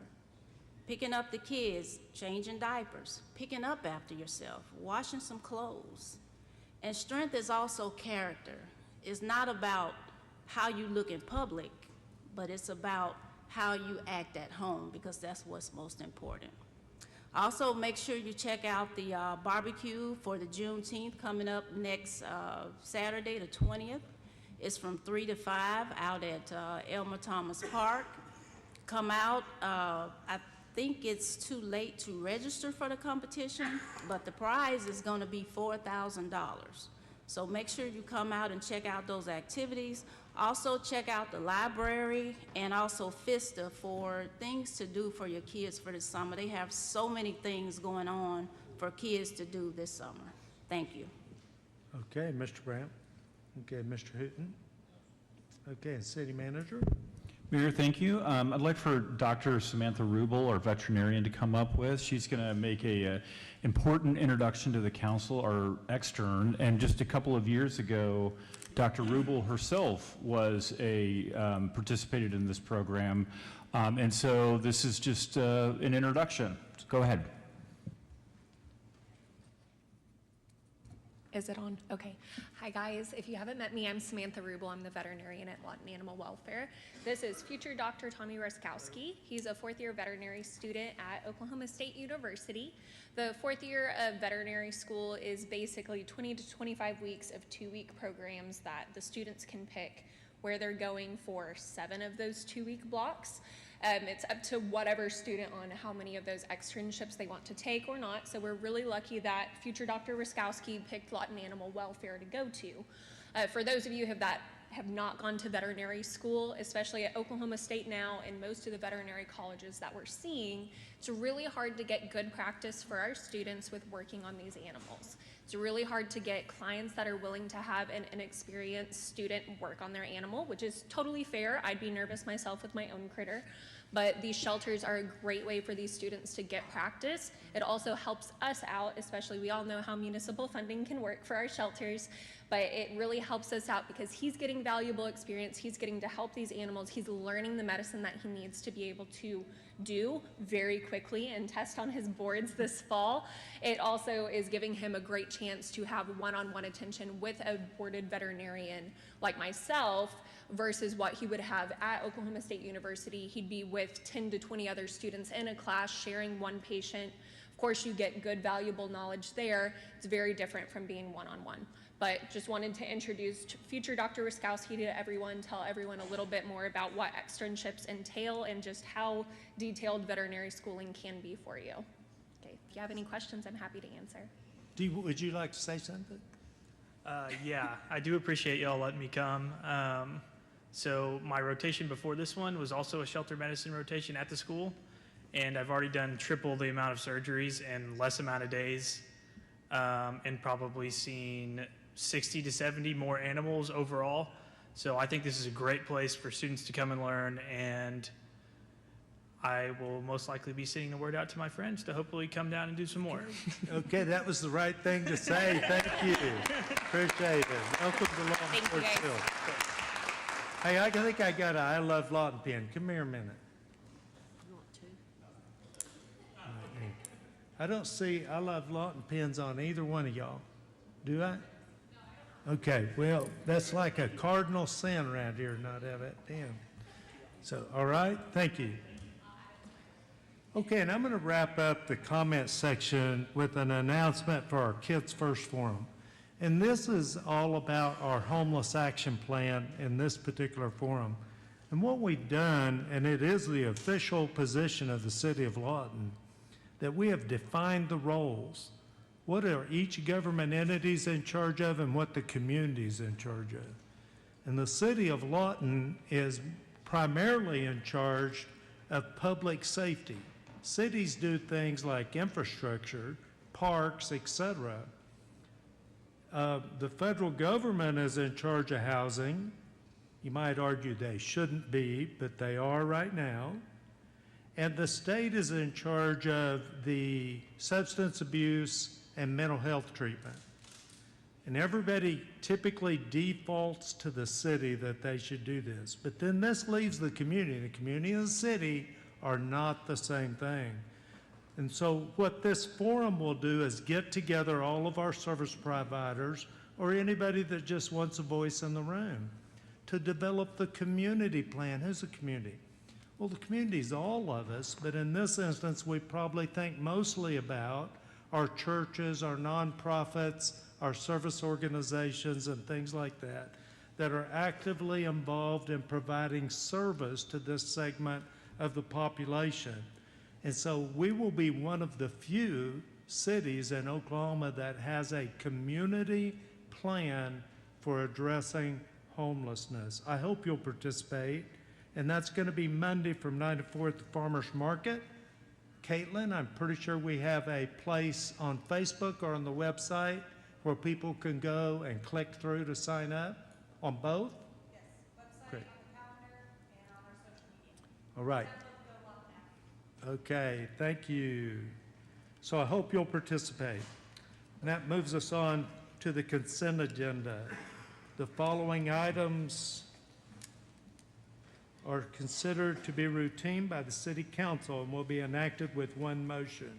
Should discussion be desired on an item, that item will be removed from the consent agenda prior to action and considered separately. Council, I have a request to pull 6, 19, and 25.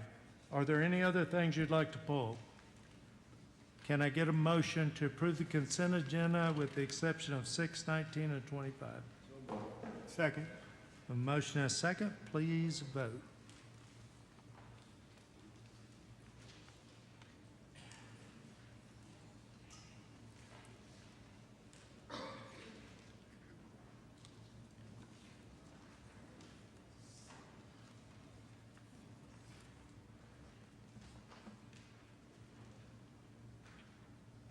And the motion carries 7-0. Bringing up item number 6, considering the following 3 damage claims recommended for denial. James Lutz in the amount of $38,306.50. Terry Alexander in the amount of $22,275.73. And Naram Pat in the amount of $2,872.12. We're going to go with James Lutz first, and Mr. Lutz is here to speak, so if you'll go ahead and come forward as soon as the attorney is through presenting it, we'll hear from you, sir. All right, good evening, Mayor and Council. We'll go one by one here. Dr. James Lutz is the owner of the property located at 1311 Northwest Cherry Avenue, and states that in the end of April 2025 to May 7, 2025, water backed up from the city sewer and flooded the basement and swimming pool with sewage. Claimant has filed a claim in the amount of $38,306.50 for damages at the residence and to personal property. He provided itemized estimates of the damage as follows: damage contents $21,232, a ServPro estimate for the basement contents removal and inventory of $3,786.96, a ServPro estimate for restoration of the basement $9,305.54, his own estimation of the restoration of the swimming pool of $2,500, his own estimation of restoration of chairs that go into the imported or to an imported ornate dining table for $1,500, for a total of $38,306.50. This date time frame probably sounds familiar. We've had several claims come from this time frame where there was a massive amount of rainfall that fell within the city of Lawton during that time. According to wastewater collection records, April 2025, there was no call made from this residence to wastewater collection. We checked the 911 calls for service. No call for service came from that residence on this day. We put in many of these claims that we have spoken with wastewater collection superintendent, and that back in April of 2025, the city received excess rainfall in the amount of over 6 inches in an hour, in an hour and a half, and the city experienced what we called a 500-year storm event. Many other claims regarding this natural event have come before you. Those claims have all been recommended for denial. This one is no different. On that recommendation for denial, the city has an exemption under the Oklahoma Governmental Tort Claims Act and state law. That exemption is for any claim that results out of what we call an act of God or something that the city cannot control. In that instance, that is the exemption that we're using here, is this act of God language from Mulkey versus Meridian Oil. That was from the Western District of Oklahoma.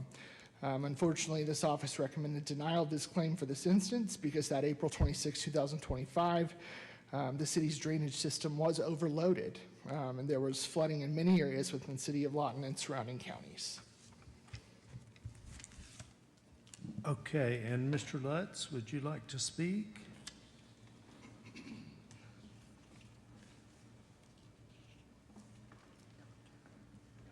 And I've got your name and address here. You have my name and all of, I'm James Lutz. I reside at 1311. Sorry, I butchered your name there. Lutz. Yes, it's Lutz. Okay. My family and I have lived in the home for over 30 years. My family moved here in 1902 in a covered wagon, and when Lawton was a tent city. I was just kind of going through the way that the wording was placed on here, that I have neglected to contact the city. Whenever I called Andy's Plumbing thinking it was a problem with us. Andy's Plumbing came and they said, this is the city. The city has a chronic problem here. It's in the back manhole cover between us and 1309. They said they would contact the city for us. I didn't think we needed to also contact the city. So, I mean, that's in my estimation, that's a moot point. The 500-year flood event, they're talking about 16 inches of rain in some of the houses. The houses that are downhill from us 50 feet lay at Laird and Ferris. That is a common choke point for rainwater drainage. The cars float around down there every year. It's not a 500-year thing. It's a chronic problem with the city situation. I would like to say that we're not trying to get over on the city. We would never be able to compensate ourselves for, we've raised our family, we're a very sentimental type of family. Our kids and everything have grown up in that house. We want to live in that house. We have a situation now where everything has been flooded with sewage water from upstream. Now, my main objective here is to put across the point that if we look at the service records for the manhole between 1311, our house, and 1309, we can see that manhole was serviced multiple times every year for the last 2 or 3 decades because it's a choke point, and it's a known choke point. Whenever Andy's come out to do our replacement of the section that completely collapsed, they said that there's about 6 to 8 choke points in the city that are just chronic pains, and ours was probably the worst. The main line was in partial collapse, and yes, I'm sure that the problem of the rainwater coming down and going through the main was also a problem, but I think it's a problem on a chronic old problem that caused the main sewer to finally collapse. It has backed up into our basement. Like I said, we had ServPro take everything out, itemize, take pictures, put it on the trash truck, haul it off to the dump. The pool, my wife and I have talked it over. We've decided, you know, I put in the amount of money it would cost basically to paint the pool, maybe even ourselves. And we've decided, you know what, we never want to be in that pool again. We never want to put any water and be in that pool ever. It's one of the largest pools in town. According to Splash Pools, it's the largest pool in town. We're going to fill that pool in because it's soiled. Our basement is soiled. My wife doesn't want to go in the basement anymore. This is our home. This is our home. We had a chronic problem with the sewer drainage, which we pay for sewage. We and all the other residents of Lawton pay for good, stable sewage. And we've had a constant chronic problem in a line back there for decades. For decades. I love this city. I absolutely love this city. But this negligence on the part of the city to maintain some of these choke points, I think is something that I shouldn't be the one that gets the 500-year problem. I shouldn't be the one that has to deal with that. And we're dealing with something that's very dear to our hearts. We love Lawton, we love our home. I love this place. I would like to see the service records for that manhole, and I can get sworn statements from our neighbors on the amount of times that the Lawton service trucks have been out there blowing the partially occluded line open to partial patency. It hasn't been in full patency in a long time, and it finally became totally occluded whenever the line collapsed. So I appreciate what this city does. I love what you guys do down here. I think our city is on the upswing. I think it's a wonderful thing. I think I've been done a real disservice. I think we've been. Does anybody have questions for Mr. Lutz? Is it Dr. Lutz? Yes, it is. Is there anybody have questions for Dr. Lutz? I just Yes. had one, and you kind of alluded to it. Has the basement ever flooded before? It had partially flooded a couple of times, not like it was. You know, we always thought it was just us. So, I mean, if it's our problem, we're fine. But whenever they said that's city water coming in on us, I'm like, are you joking me? We are taking city sewage in our basement and our pool. Other questions from the council? Okay, let's hear from the attorney. Based upon what Dr. Lutz has told us, do you have any further information for us or guidance? Or I also want this to be an option. Has he given you any information that you need to look into this further? No, sir. So this claim was recommended for denial based on exemptions that we possess as a municipality. Those exemptions are based in, as I've discussed before with this council, a consideration of liability, and there's no liability on the city there when we have a natural event like that that causes the system to be overloaded with that rainwater. The rainwater plus the sewage together caused that main line to collapse down there, and so the exemption is the reason for the denial listed in this, not for any kind of negligence on the city's part. Okay, now, Dr. Lutz has basically charged negligence that there was a known problem there that hadn't been addressed. Does that change your opinion any? No, sir. Council, questions? Ms. Williams? Sir, do you have insurance? Not that we'll pay for that, no. No, so I think if we look at the service records for that manhole cover and check and see just what a problem it has been for the city for the last few decades, and we have lived in our house for 30 years, 1309, she's been over there for 30 years plus, and she will absolutely, they have to go through her yard to get to that manhole cover, and they're back there all the time. Mayor? It's been a chronic problem. It's one that's been ignored. Mayor, I'd make a motion to table this until we've had a chance to pull those records and let legal look at them, because I understand what Garrett's saying, but if that line was collapsed, which Dr. Lutz alluded to prior to the storm, I don't think we can blame that on the storm. If the line was collapsed prior to the storm, then yeah, but so I don't know. Councilman Warren and Mayor, if you'd like, we have Glenn Hinton from Sewer System Construction. He's our superintendent, so he can talk about some of the maintenance records for this particular portion of line, if that would be helpful to council. Please, Glenn.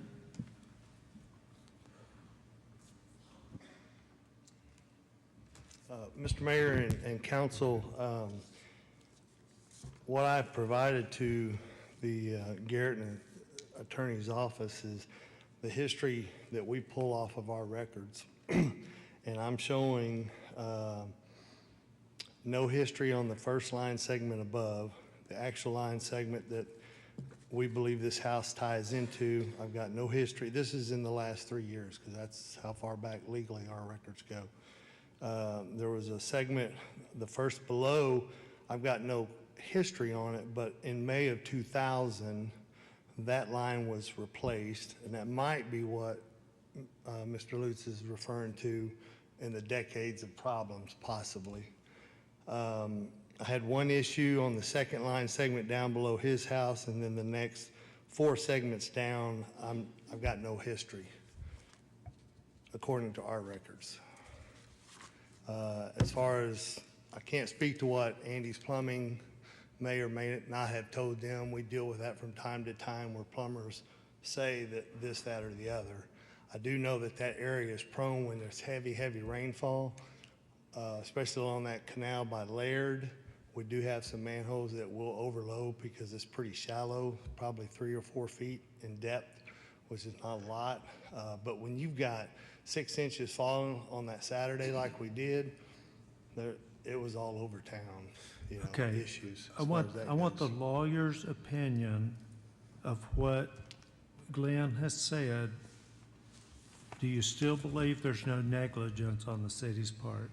Yes, so I mean, with what Glenn said, he went back to 3 years. The one main line that he said was replaced or that he had an issue with was back in 2020? 2000. So over 26 years ago, we go back 3 years to do what we call constructive notice to see if that's going to put the city on what we would consider as legal notice of an issue with that line. So no, the same thing would still apply. When we looked at this and when Mincy investigated this with wastewater services and stormwater services, she looked at, you know, what was the cause of this flooding, and it was determined that the amount of water going through the system was what made that collapse happen, and that it was not collapsed prior to the storm issue that caused the flooding. So my recommendation stands for denial. Mr. Lutz, where did you get your information that it was collapsed, half collapsed or whatever? Was that from Andy's? Well, you know, I've heard some things like that from, you know, different, whenever they come and they clean line or whatever, I've seen them say things. At this point, that would just be more conjecture for me to state that as being a positive absolute. But what is a positive absolute is those little trucks that come out and blow out the lines. The little trucks with the big water tanks on them, with the hoses that blast out the lines when they become clogged. If we check the records on 1309 manhole, we're gonna see that was out there maybe three to 5 times a year for the last 30 years. Mhm. And what does that indicate, Glenn? Well, if we have a line which, like I said, sometimes we do what we call PMs, which is a preventative maintenance, but that does not necessarily show up as history. History means, do we have a problem? Do we have an issue? Because it would be negligent if we knew of a problem and we weren't addressing it or taking care of it. And I also, in what I provided to legal was, I go back during that 3 years as I have PMs or preventative maintenance show up on the first line segment below, and then the second line segment below, which is not uncommon if we've had to go out there and respond to a call. We always do what we call a follow-up to PM. It's just we clean the lines to make sure Can you it's flowing. define line segment for me? From manhole to manhole.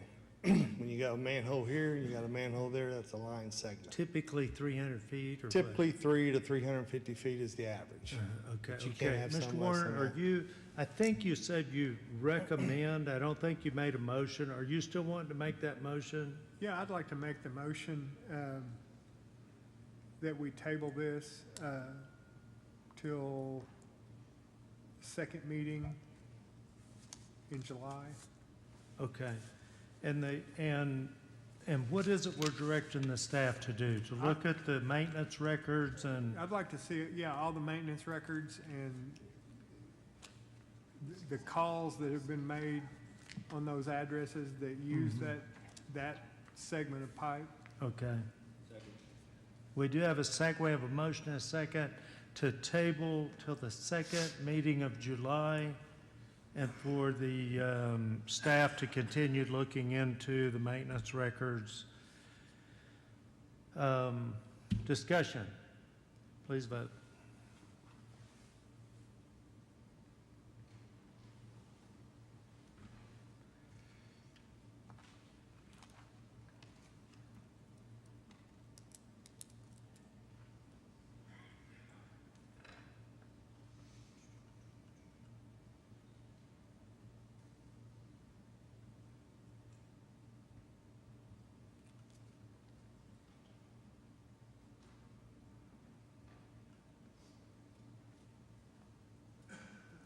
Okay, motion to table passes 7-0. Thank you for coming, Dr. Lutz. Thank you so much. All right, that brings up Terry Alexander in the amount of $22,275.73. Garrett? All right, good evening. Yet again, this is another April 2025 flooding event issue. Terry Alexander is the owner of the property located at 1105 Northwest Ash Avenue and states that on April 26, 2025, a significant flooding and sewer event occurred affecting her property. She's requesting $22,275.73, which is the depreciation of the property and personal property not covered by her flood insurance plan, plus the deductible for her policy. She provided numerous receipts and estimated costs associated with repair of the home, for replacement of personal property, and for food during the flood event. This one, based on legality, is recommended for denial for the same reasons as the previous claim, that the city would have a legal exemption for liability when there's acts of God outside of the city's control where there's no negligence involved.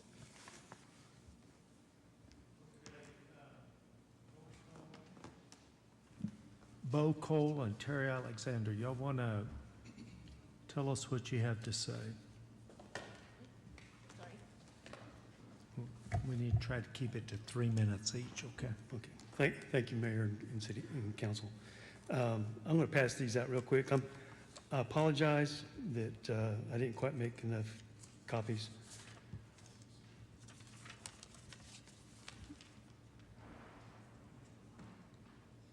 The little map with the pink on it, the pink indicates water flow. So just for your information. We have kind of the same problem Dr. Lutz does. We had the city out there riding ours several times, and prior to the flood of April 26th also, and after the flood. And every time they tell us that they're the one, I think it's one segment or two segments down from us, is a choke point, and they have to ride it out every time. And in that package, there's some of those reports that they issue when they come out and do the work. They give us a copy. So, first of all, in the city's facts on their letter, said that we never called the city of Lawton. We have a sheet here, this screenshot of Terry's phone. If you'll look, every one of those was a City of Lawton phone number. She kept getting messages. Getting recordings or no answer. It was a Saturday. I didn't Okay, think. I need you to speak into the microphone. Oh, it was a Saturday, and so no one answered the phone, or I would get a message, to either dial this extension, blah, blah, blah. I did not call 911. I didn't see a reason to call 911 because we weren't in dire straits, or we weren't dying. Yeah, we weren't in any emergency. Right. I mean, It was an emergency, but not deadly. we weren't in danger. We understand. So we did not call. So that's another thing about the city's letter that is erroneous. That's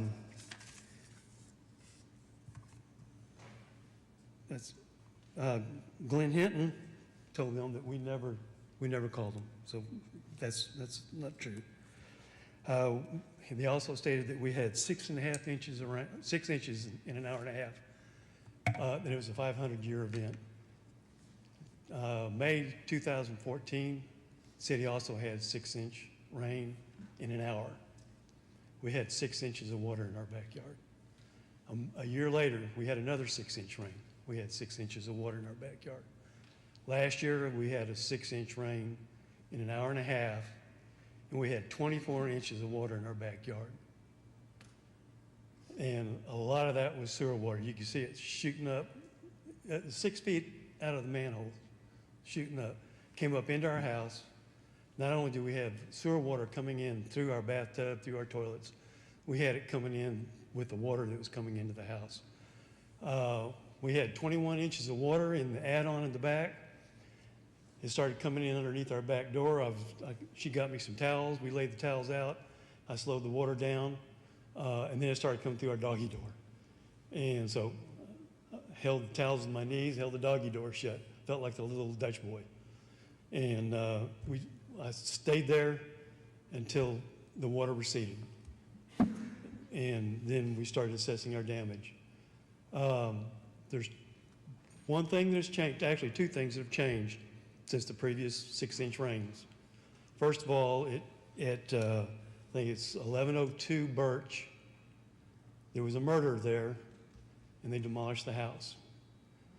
And if you look at that map, you can see it, the way the water comes out of Shoemaker Center and Lawton High. It comes right down Birch.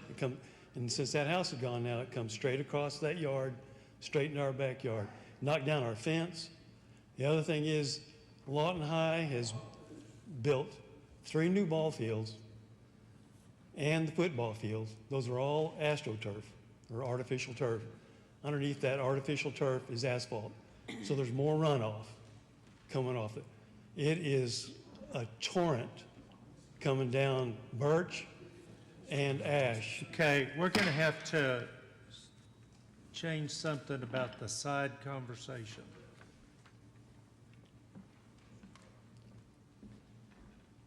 Was this turned in before?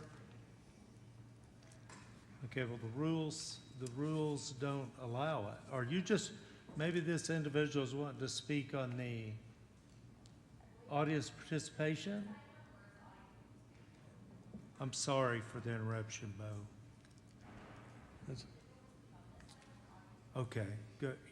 You were making the point about the Lawton High ball fields. The ball fields at Lawton High have changed the drainage, I believe. They have changed the drainage.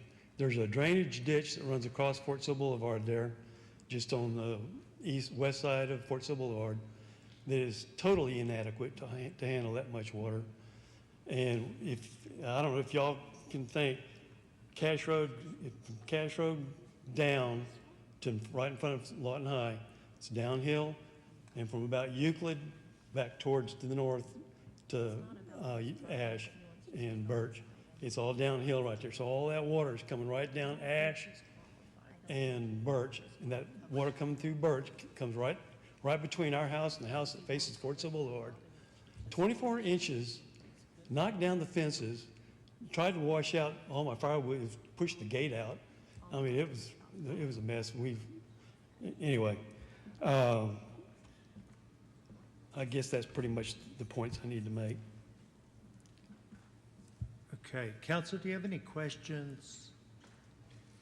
I did talk to our then at the time city councilman, who in the middle of all this decided to quit.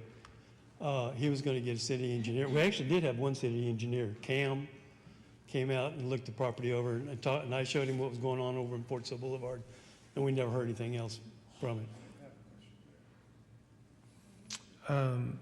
Council, do you have questions? And we're also in Fields and Dunning. Yeah, we're in Mr. Brown. We're in Fields and Dunning too, along right there with. He's our neighbor. That's is our neighbor. He mentions in the letter that Numu Creek was backed up. Numu Creek's miles from our house. Has nothing to do with it. There was no creek backed up into our house. That was all flow coming off of Fort Sill Boulevard. It was like a river. Yeah. Actually, the stormwater plan we just passed earlier said much of the problem, I think the way I understood it, was on Numu Creek south, because apparently everything flows that way. But We're- anyway, we're thank no- you for that. It We're really- north of that. We're way above Numu Creek, way above. There is no backup at our house. It's all coming off of Cash Road and Fortsville Boulevard. Thank you, Mr. Brown. I have a simple question for you. Had you ever been notified that you were in a flood zone or a We are not in the floodplain? flood zone. Okay, that's what I wanted to I'm a know. realtor, so I know about looking at Simple flood zones. question, yes or no? Yes, That's all I thank you. wanted to know. Thank you. Other questions? Garrett, is anything that the claimant has said changed your recommendation? You still maintain the city does not have liability? Would the city have liability related to changes based upon Lawton High changing their ball fields? Obviously, the school's not the city. No, sir. My recommendation would remain the same for denial based on the fact that, again, this is a legal exemption under state law and the Oklahoma Governmental Tort Claims Act. Yes, Mr. Warren. I just have one, it probably isn't even pertinent, but it popped in my brain. Did the city issue Lawton High or the school system a permit to remove what they've removed and redo those fields? I can't imagine that happening unless they had a permit. I would think. We can, I mean, I am fairly certain the answer is yes, but I don't know that off the top of my head. Maybe Charlotte, do you know? For the dirt work and stuff like that, no, they didn't have a permit, but the buildings they did for those ball fields. Well, I guess my question that would follow would be, is part of that permit process a pre-before post type? Are they going to shed water on their neighbors if they do? I know that they had a French drain. Yeah, it depends on how much impervious to pervious surface. If they went from pervious to pervious, then there wouldn't have been any change in the drainage calculations or anything like that. No, but- they went from pervious to impervious because it's asphalt now. Yeah. I can get with Mike Hawkins and we can get that information out to you. It sounds to me like we're tabling this, doesn't it you, Mr. Warren? Well, yeah. I mean, I if don't she's kn- going to bring back more information, I don't know what we're going to find out then, but yeah, I think we need to at least know that before we decide. I'm going to be interested to know if that job changed where the water drained to. I know when somebody's building commercial property, they're required to do a water drainage. And some places are required to put in pits, retainage pits to hold the water. And if they did anything like that, I don't see anything like it. Okay. I'll make a motion to table this, and also, I mean, they're half a block or a block from the previous citizen that was here, so. I don't- We have a motion and a second discussion. Please vote.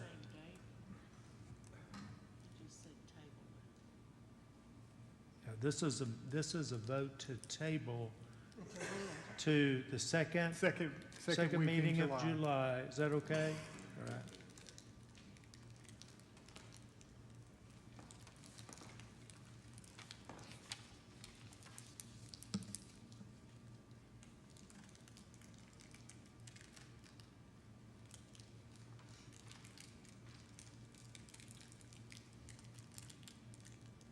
Motion carries 6-0. Okay.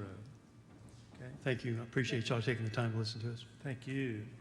Okay, now, there was another one on there, Nahrum Pad, in the amount of $2,872.12 not contested. Can I have a motion to deny? Move to deny. Please vote.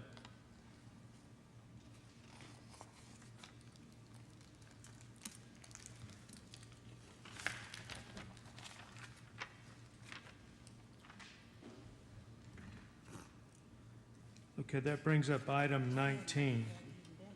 consider renewing a professional service agreement, contract agreed upon procedures, and a contract addendum which outlines management's responsibilities and agreed upon procedures for Forvis Mavers LLP, Forvis, for the city's annual auditing services for FY 25-26, including the city's required single audit of expenditures from federal financial awards, base engagement fee total $203,000 plus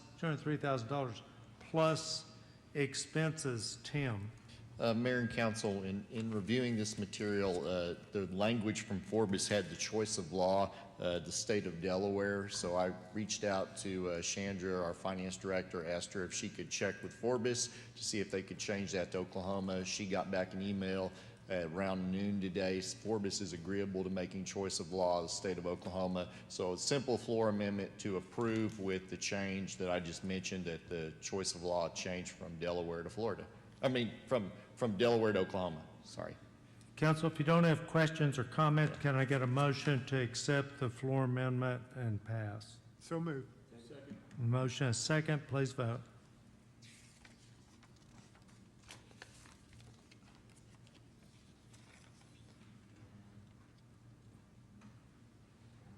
Motion carries 7-0. Bringing up item 25. Consider a request from a property owner regarding the fee for the city to cap the water and sewer mains to the property located at 514 Southwest Summit Avenue for the amount of $920 and direct the city manager to enter negotiations with the property. Charlotte. Good evening, Mayor and Council. This item is just a request from a property owner that's planning on demoing a structure on his property to they requested to waive the $920, and after further discussion with staff and the city manager, staff's recommendation is to have the city manager enter negotiations with him regarding that $920.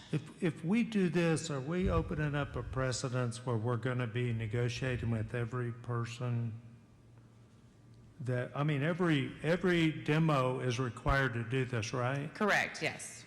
And what is the extenuating circumstance on this that sets this apart from every other citizen that has this D&D action on them? There's really not a difference. It's, a property owner who's on a fixed income that's requested this. I'm very concerned that we're going to set a precedence where we're going to be doing this on everybody, and you're telling me that there is no extenuating circumstance. Correct. Council, questions? Move to deny. Second. We have a motion to deny and a second. Discussion. Please vote. Thank you, Charlotte. You're welcome.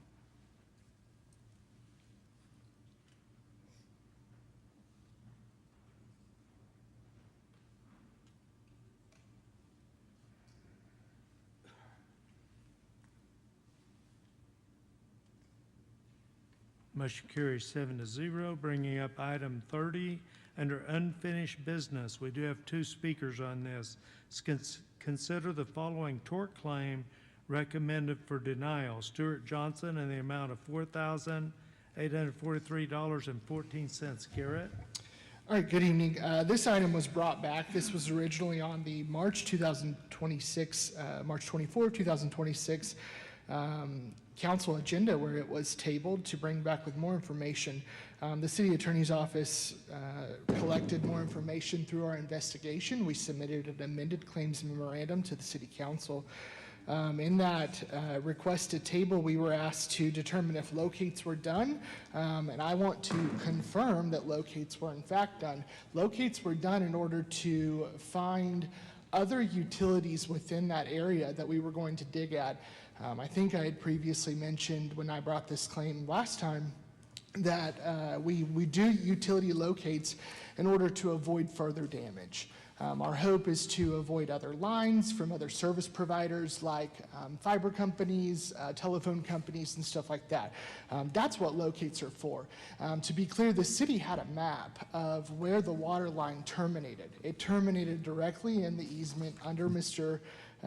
Johnson's flower bed and by his mailbox. It was also asked of the city attorney's office to determine whether or not there was exploratory digging, which we can confirm that there was not. I spoke with Mr. Rusty Wisenhunt.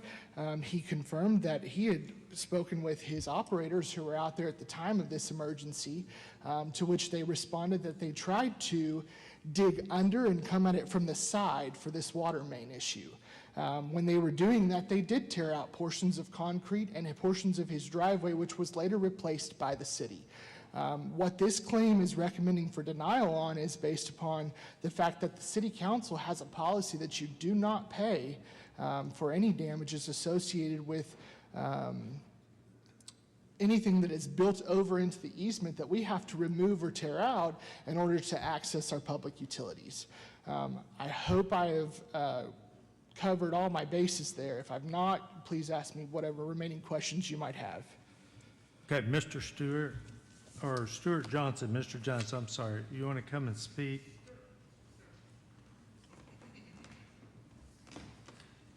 Well, two things. Really, the staff that was out there, Mr. Garrett, they repeatedly told me that everything would be covered by the city as they were digging everything up. But then I brought a picture here, and I'll give it to you, Mayor. This is where they dug first. Because they didn't listen to me where I told them to dig.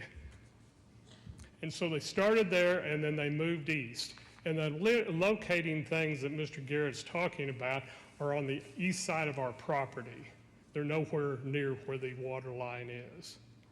I told the staff when they were there, this is where the water line, I built the house 35 years ago. I know where it was. And it was when they finally got over there and proceeded to tear everything up and tear the street out. So they cost the city driveway repair, street repair, curb repair. If they would have listened to me and dug where I told them to dig, they would have found the problem. And in addition to that, then they tear out my retaining wall. There's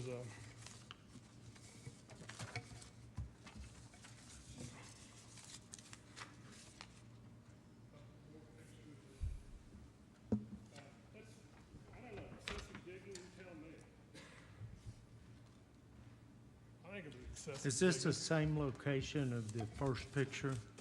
What's that? Yeah, that's the same location. Is this the same location? Yeah, same location. They started digging in the driveway up, and they moved east, and then they moved back into the cul-de-sac itself. And it just, like I said, I'd been cheaper off. I'd have called a plumber and had it dug up and taken care of, and not even called the city that morning. But before we go to the next speaker, does anybody have questions for Mr. Johnson? The dirt that got washed out, I had to replace. The retaining wall that was tore out, I had to replace. You know, the bushes and stuff, big deal, yeah, that sort of stuff. But anyway, go ahead. Somebody have a question? Mr. Warren, you look like you're reaching for the... I wanted to ask Garrett a question. Sure. Did we dig outside of our right-of-way? When that was the point in tearing out the portions of concrete that were torn out, was to avoid tearing out his flower bed in that easement where it was set in. We tried to come at it, like I said, from an angle or from the side in order to correct that main collapse there. Unfortunately, that was unsuccessful. And the problem that I'm having is that if there was excessive digging, it was done in an effort to minimize damage to the property owner's brick flower bed and his mailbox out there. However, then the harm that we did cause to the concrete was then replaced by the city. Any other questions? Okay. Mr. Libro, you want to speak? Yeah. Yes, sir. I'm his neighbor. I live next door, and I do have a video of when this did occur. And the city, was it manager or the head guy at the time said that he was going to, do the least invasive, action. and he had just got done putting a very expensive driveway in. So they, Very expensive what? very expensive driveway, he just got his whole driveway redone, you know, and like I said, I've got the video of when this occurred. So, I don't, But there was no markings out. yeah, there was no market. Now, this happened at 4 o'clock in the morning. There was a very minimal crew. They went and shut the water off, and that was pretty much it. I never seen anybody out there marking anything or doing anything like that. No. Okay, hold for, you guys just stay close, okay? Mr. Brown? I think when they all got done, that it was unnecessary to tear out the driveway. Is that correct? No, sir. I believe that. You said angled, but where the break ended up was not where the driveway was. Is that correct? Where the brick ended up? I'm sorry. Whatever they replaced. The line terminated in the flower bed where the brick retaining wall I got was. it. And All I'm trying to ascertain is, because I've heard these stories, was it necessary to tear up the driveway where it eventually was fixed in the flower bed? That's what I don't understand. I don't believe this claim is about the driveway cost. No, again, let me try again. Did we tear up the driveway and then end up digging further down to find the issue? Yes, we did. We started at the side of the driveway where the concrete was to try to come in at an angle. I believe Rusty wants to say something. Okay. Yes, the water line, and the blowout of the water line is right in the middle of the flower bed. The water is spraying right out of the flower bed. The crew on site tried to dig down and went down at the edge of the driveway, which damaged the driveway, which the city repaired. And stuff. But they went down there trying to get to where they could dig in from the side to repair it from the edge to avoid damaging the mailbox and the retaining wall. But because they could not accomplish that, they had to go ahead and move to the east to do that. And that was really the driveway, which we repaired, and the street, which we repaired. But it was all in an attempt to prevent from having to tear the brick mailbox and the retaining wall down. Can you clarify that for me again? Just go through that again. It sounds like you tore, I just want to make sure I understand. You tore out the driveway to try to avoid tearing out the structure that was built over the easement. Correct. Kind of go through that again. Okay, Just- the coming into the cul-de-sac, setting around the cul-de-sac, the brick mailbox retaining wall and the flower bed with the trees, the blowout was right in the middle of the trees. And we've got photographs of the water blowing up right through the trees. The driveway is right adjacent to that. They went down its side, so they couldn't dig from over here without getting to the mailbox. So they started on the left side of it, dug down, tore out part of the driveway, and dug across and pulling it out, trying to get to it from a side to keep from having to tear the brick mailbox, which is much more expensive and harder to repair, in an attempt to minimize the damage and impact to the citizen. But the plan didn't work. Plan did not work.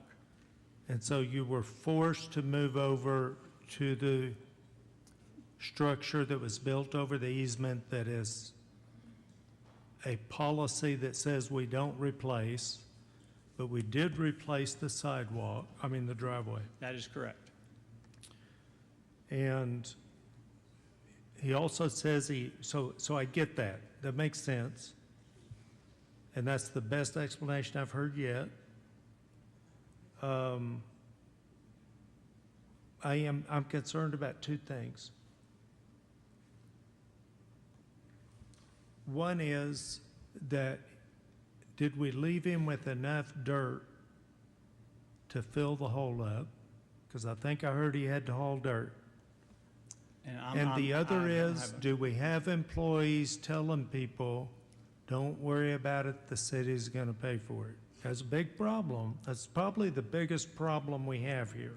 We have a policy. And may not be a legal problem. Yes, but it's a problem. There is a policy that they communicate. If you feel that the city's responsible, then they refer them to the city attorney's office for the claims investigator, if they have that feeling. But they do not say, we are responsible. But if you have a question about responsibility, they are referred to the city attorney's office for the claims investigator to investigate. So thank you. I think that's a good policy. And it is a but written that- policy, and every operator has signed acknowledging that policy. Okay, so then, you may have answered my question, I didn't see it, because what I really asked was, do we have employees saying the city will replace all this? They have been talked to and the policy, and they acknowledge the policy. Now, what's said on the job site, I cannot attest to. Okay, Shereen Williams. Kirby, were you too? Okay. Shereen. Okay, so the concrete was replaced in the driveway, correct? Yes, correct. Which is our policy. If we damage concrete on a driveway, we replace it. Yes. Okay, the mailbox. The mailbox is considered part of the landscaping. We did not replace that. That is what the damage claim is for. Oh, for the mailbox? The mailbox was not damaged or Is anything. the brick that came off of What it was, there was a brick retaining wall that goes to the west, and that got tore out when they tore the driveway and when they tore the street out and everything. And it's costing that much, $4,843.14? That was building the retaining wall back. That was, what else was in the other issues from the deal? And then the landscape guy, what he charged me to bring the dirt in there and put the bushes and that sort of stuff back. You had a receipt for that? I'm sorry. You had a receipt for that? Yeah, I gave them receipts for that. Gave them receipts for billing the retaining wall back, and yeah, that was all turned in. Okay. So did I get my answer on, did we leave him enough dirt? I am not sure whether we actually left enough dirt there or not. They hauled the mud off, and they're supposed to bring topsoil back, but I'm not sure. So I remember one That's not an time- answer I can give you, I'm sure of. Being out on location with you, and we talked about resodding. Do you remember The that? policy is that they put after they clean it up, clean the mess up, let it dry, settle in there, they put topsoil back in, and our policy is resodding, Even if it's in the easement? even if it's in the easement. Did that happen? They did not resod it. He had landscaping there, so he wasn't looking for sod. He was looking for landscaping. Oh, okay, that makes sense. Okay. If you don't mind, I'd like to make a motion. If the discussion is done or Okay. not. Well, I do have Randy Warren wanting to speak. Do you want to please. make the No, motion? go ahead, Randy. Go ahead and make the motion. You know, I've listened to both sides of this. I think my motion would be pay half. Okay, we have a motion on the floor to pay half. We do have a second discussion. No discussion? Please, oh, you do want to discuss? Go ahead. Garrett, do you have the receipts that he gave you, and what do they total up to? The receipts Yeah, from the work that he the had to damage do? claim is submitted with receipts and whatever proof the claimant feels necessary to make them whole again.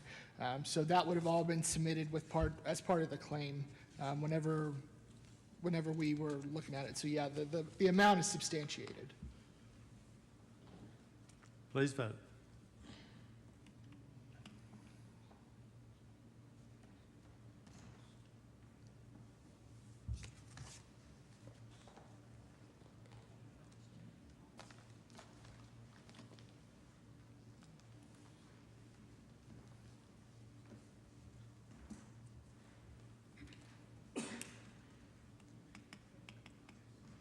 Motion passes 4-3. And we move on. Business item number 31, consider holding a public hearing, accepting the Lawton 1 Comprehensive Plan, and approving a resolution adopting the 2050 Land Use Plan, which is part of the 1 Lawton Comprehensive Plan. Christie and Cameron. Brought back up. Good evening, Mayor and Council. You are sure are aware that we've been working on the Lawton 1 comprehensive plan for probably about 2 years now. It was last presented to you in March, late March, the draft plan. We received no comments, and so the consultant finalized it up, buttoned it up real good, and so we're just here tonight to approve it finally. And CPC's recommendation was to accept. Council, I don't know if y'all have looked at this, but I was very impressed by it, and I encourage us to pass this. Oh, we got to open the public hearing. I better do that. At this time, I open the public hearing to come and make comments on the Lawton comprehensive plan.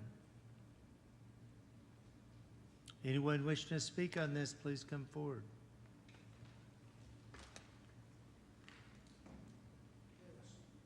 No, it's a different thing. Sir, this is to speak on the comprehensive plan. Got him on public comment. Okay, I'm going to close the public hearing. Council. Is there a second? We have a motion and a second. Please vote.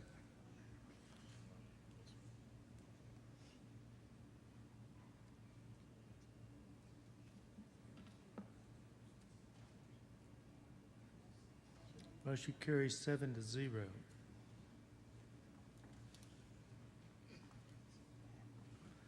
Bringing up item 32, consider approving an ordinance pertaining to streets and sidewalks by amending section 22-207, Article 22, Chapter 20, Lawton City Code 2025, by adding an expiration date of 30 calendar days for boring permits from date of issuance, while all other paving cut permits will have a 10 business day expiration date, providing for severability and establishing an effective date. Charlotte. So this is an easy one. Council approved back in September of 2025 boring permits, primarily so that we could kind of get the fiber companies to come in and obtain permits from us. There are no fees for them. After, working with them for 3 or 4 months, they're coming in a street at a time with their permits. So we're getting 15 to 20 at a time when they come in. It's been decided that 10 business days is not feasible for them to do their work. So they've requested, and we had already been looking at it for a 30-day permit. So all this ordinance is doing is changing the boring permits only to 30 days. The regular street cut permits will remain at the 10 business days. Council.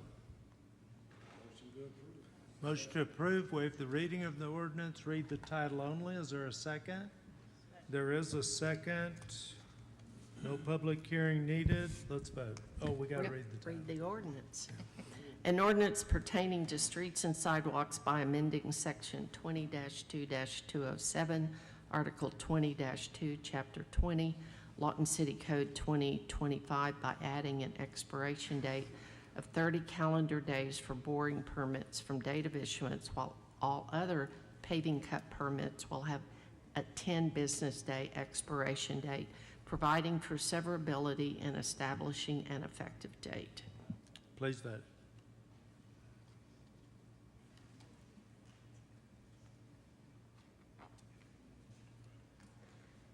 Motion carries 7-0. Bringing up item 33, considering approval and ordinance amending section 713.1.1301, 713.1.1302, 713.1.1307, 713.1.1315, repealing and reserving section 713.1.1317, and retitling Division 713.1, all in Article 713, Chapter 7, Lawton City Code 2025, by removing language related to massage establishments, providing for severability and establishing an effective date. Deputy Chief. Good evening, Mr. Mayor and council members. The Lawton Police Department, the City of Lawton Legal Department, along with license and permits, have been working together to address the problem of illegal massage parlors within our community here. A number of these businesses are made to look like legitimate operations, but they're actually a front for illegal activities. We do have a number of legitimate massage establishments within our community, so I think it's important to note that we do not want to create any undue hardships on those legitimate businesses. We want them to be successful. Our existing ordinance has not been strong enough to alleviate the illegal activities that these illegitimate businesses have been making and creating.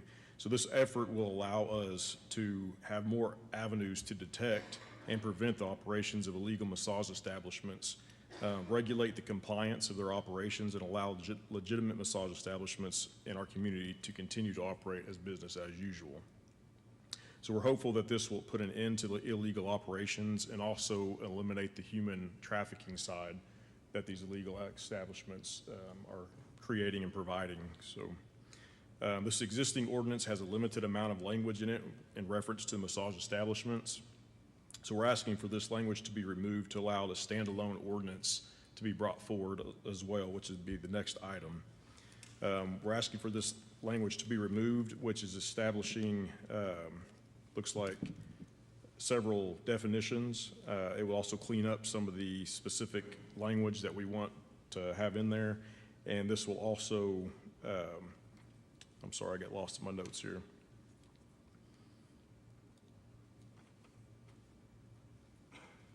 This is going to allow us to get rid of those definitions, and also there's one paragraph in this existing ordinance that specifically talks about massage languages. So if we get rid of these, it's not going to have any conflicting ordinances between the two that we're going to have.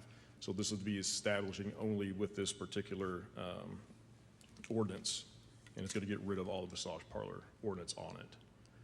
So with that, I'd like to answer any questions on this first. So I'm all for this. I think the city manager had something that he wanted a floor man he's going to bring it up in a minute to get it in line with Edmund and somebody else. But I want to ask you, is this going to help us stop human trafficking? Because it's my understanding what happens is you guys go in and you raid the place for prostitution, and then once they make bail, they disappear and they bring in different people. Yes, to my knowledge, we've only had one person go to court on all the busts that we've made during our undercover our sting operations that we'll conduct on these. Only one. The rest of them we know have been taken out of state. They'll go to New York, they'll go to somewhere else, and we don't see them again. So there is a strong human trafficking tied to this. Okay, so how is this going to help us? I want to do it. I'm not making the connection between how it's going to stop human trafficking in Lawton, Oklahoma. I don't mean stop all, but stop this. It will not stop at all. It can stop this aspect of it. This first ordinance is just going to remove the language from the existing ordinance. Our second ordinance, which is the next item, I think will help us get rid of some of this human trafficking ties. Okay, Mr. Hooton. And just a quick question. How many of these busts have you made? Would you guess over the last few years? Yes, I do have some numbers here for you. Since November of '24, we made 9 attempts, and we busted 7 of those 9. Okay. In January of '25, we busted 1 of 1 attempt. February of '25, we busted 1 of 1 attempt. September of '25, we busted 2 of 2 attempts. The reason that seems kind of low is sometimes when we go to attempt them, they start making phone calls to the other businesses around town. Sure. And we go and try to perform an operation, and they're already just shut down. They're not going to have us come in. The last one we did was in March of '26. 5 of the 7 were successful in illegal activities. 5 of 7, wow. The unfortunate part is the undercover stings that we do, it's just going to shut them down for the day. Next day, they're back open, and they're going to be conducting these again. So with the next ordinance. Under current law. Under current law, yes. Thank you. Thank you, sir. And City Manager, oh, I'm sorry, did you want to speak? Okay, City Manager, you had a floor amendment you wanted to recommend? I do, Mayor, but it's in reference to the next agenda item. Oh, okay, all right. Other questions? Yes, Mr. I'd just Warren? make a motion, we approve this one so we can get to the one that matters. Read the reading of the ordinance and read the title only. Did we get a second? Do I have a second? Discussion? Please vote. Oh, we got to read the title. Sorry about that. An ordinance pertaining to personnel policies and procedures, amending section 7-13-1-1301, 7-13-1-1302, 7-13-1-1307, and 7-13-1-1315, repealing and reserving section 7-13-1-1317, and retitling Division 7-13-1, all in Article 7-13, Chapter 7 of Lawton City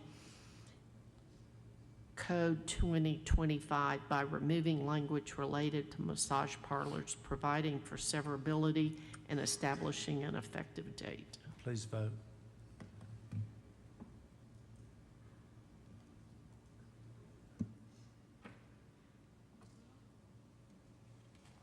Motion carries 7-0. Bringing up item 34, consider approval of an ordinance pertaining to adult businesses, sexually oriented businesses, and massage establishments by creating Division 713-2 and Section 713-2-1301 through 713-2-1318 and Article 713, Chapter 7, Lawton City Code 2025, establishing updated regulations and operational standards for massage parlors, spas, and massage establishments within the city of Lawton, providing for codification, severability, and establishing an effective date.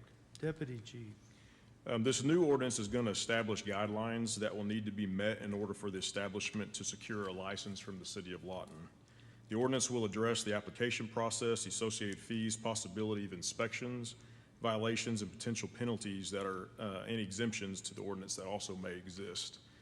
So with this, the application process through our buildings division, they're going to have to submit a permit for their establishment only, not the massage parlor and masseuses themselves. So the permit is going to be for the establishment. So they have to go through a number of avenues with this ordinance that says they have to be able to be inspected. They have to submit information for every employee that's going to be there, not just the masseuses, but if you're a clerk, if you're a receptionist, if you're a janitor, any of the above, if you're an employee, you have to have the information, ID, everything has to be submitted with this permit request.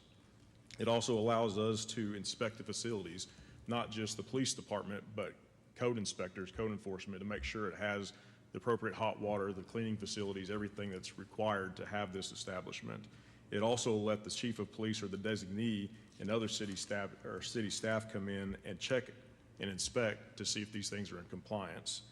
It's going to have penalties in this, which is going to be a first offense, a $500 fee and up to 30 days in jail. A second offense is a $750 fine and up to 60 days in jail. This establishes operational hours between 2200 and 0800, so 10 at night to 8 in the morning. It cannot be open. It establishes no misleading advertisement, no alcohol, no minors on the facility, whether it be a client or a child of somebody that may work there, with the only exception of being if a parent gives permission to their child to go there, if they have a sports injury or something and have to have a masseuse, that will be allowed. This also has rules in here for any indecent conduct that goes on. It's going to be a violation. If they're held in violation of this, they get those fines and fees, but the permit is also going to be revoked at that time. There is an appeal process for any due process there. If they've got convictions, anybody that's submitting to have an establishment, whether they be an owner, a manager, an operator, even if they're a silent partner somewhere else, all that information has to be brought forward so an investigation can be conducted. If they have a history of this, they've ever been convicted of any of this, misdemeanor, felony, anything of the above, they're going to get denied that permit. So the establishment has anybody in their employees do anything illegal or violate this part, they're going to have their establishment license pulled. It's a license they have to get renewed every year. If the owner has 3 different businesses in town, has to have a separate license for each one of those businesses. It doesn't carry over, it doesn't transfer. So with all those, we think that this is going to address what we don't have right now. It's going to allow us to be more strict and enforce these actions, because what we're doing right now is just simply not working. We don't have the avenues and tools available to us to address it. I think these new rules in this ordinance is going to allow us to help this. And your question, Mr. Mayor, about the human trafficking side, if they're not able to have their business here, if they're not able to conduct the illegal activities, they're not going to be bringing in these people here into our community to do and perform these illegal acts. So this is fashioned after other cities in Oklahoma, particularly our peer cities, is that correct? Yes, sir, it is. We looked at a number of them. And the city manager has a floor amendment he wants to recommend? Yes, Mayor, and that's based on what one of our peers, Edmond, recently did when they passed their ordinance, which is Deputy Chief Carter talked about different guidelines, and it would be my recommendation that when we adopt those guidelines, we add an additional one, which would be no window tinting in the front of these businesses when they go and they apply for their permit. If they have any tinting, they wouldn't be eligible. Because if we want to get at some of this crime, we can't allow the storefront to be tinted. I think that's a good adoption for the Edmond ordinance and would be beneficial in our city as well. Okay, Mr. Uyghur? Thank you, Mayor. Deputy Chief, one of the questions that came up as I was listening to you speak there, and I appreciate all that information, you stated that if someone had a history, they would automatically be denied the permit. How will you know their history? Well, with these operations that we conduct, the business owners have been the same here in the Lawton. They're just bringing in different masseuses, if I want to use that term. So if they've had these people at their establishment, and of the 7 to 9 illegal operations that we have going in our community, and we consistently bust 7 of them, the other 2, making the 9, is periodically we'll bust them, they're going to have a problem getting a permit because they've already shown us a history of failing to, have a legitimate business. Okay.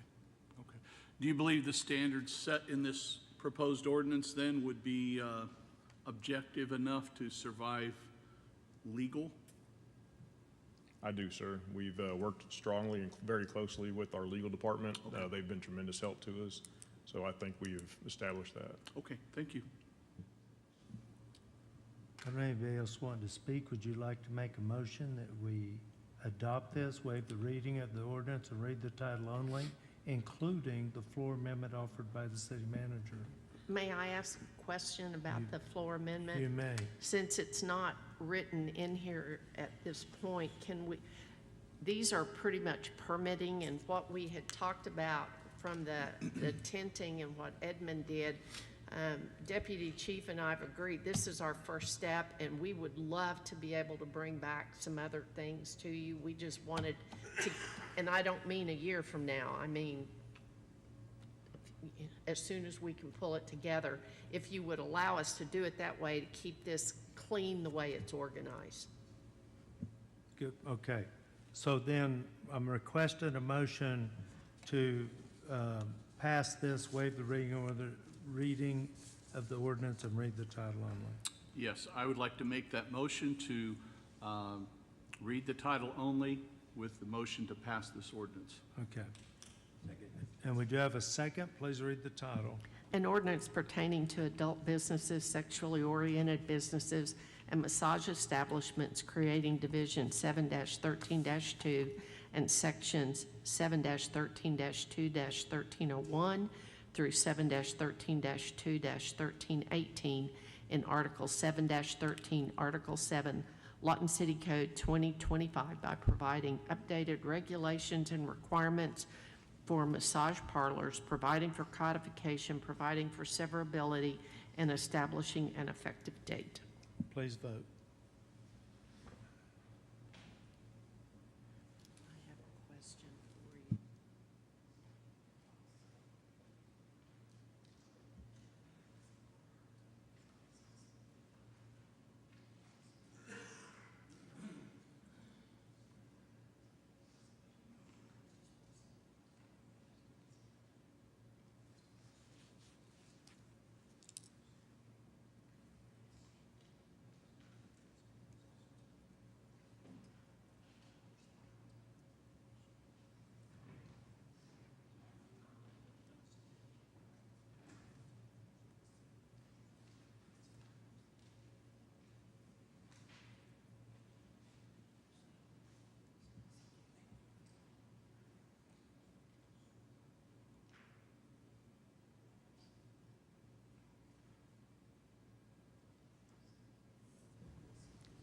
Mayor Booker, I think you just missed when the vote scrolled through, but it was approved 7-0.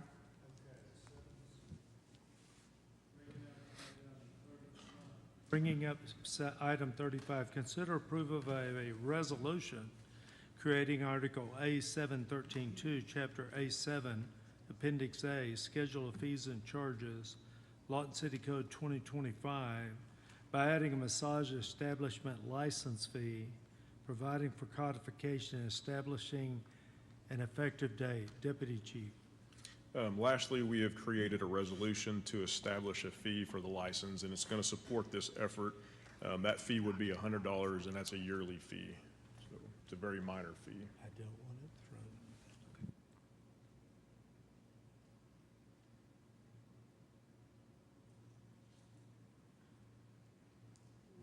thrown. Okay, council, questions? Motion? Question. Motion approved and second. Mr. Hooton? Was that fee was that common, $100 a year? Seems low. I would have to digress to our city attorneys on that. We did talk about a couple different fees, and it got reduced. I think it's good for our community, for our legitimate businesses, not to put any undue hardships on them as well. We also looked at our Pier 6, and the two cities that were charging $100 fees. Please vote.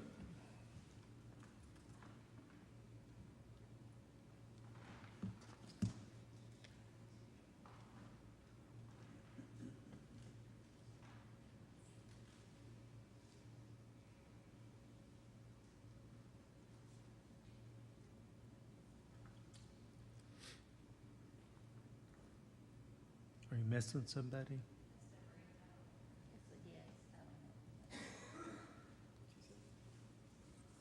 Motion carries 7-0. Thank you, Deputy Chief. Thank you, Legal, for all you did on this.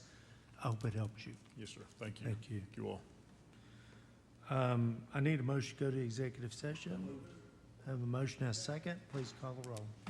Hooton. Brown. Demery. Hampton. Uyghur. Williams. Yes. Warren.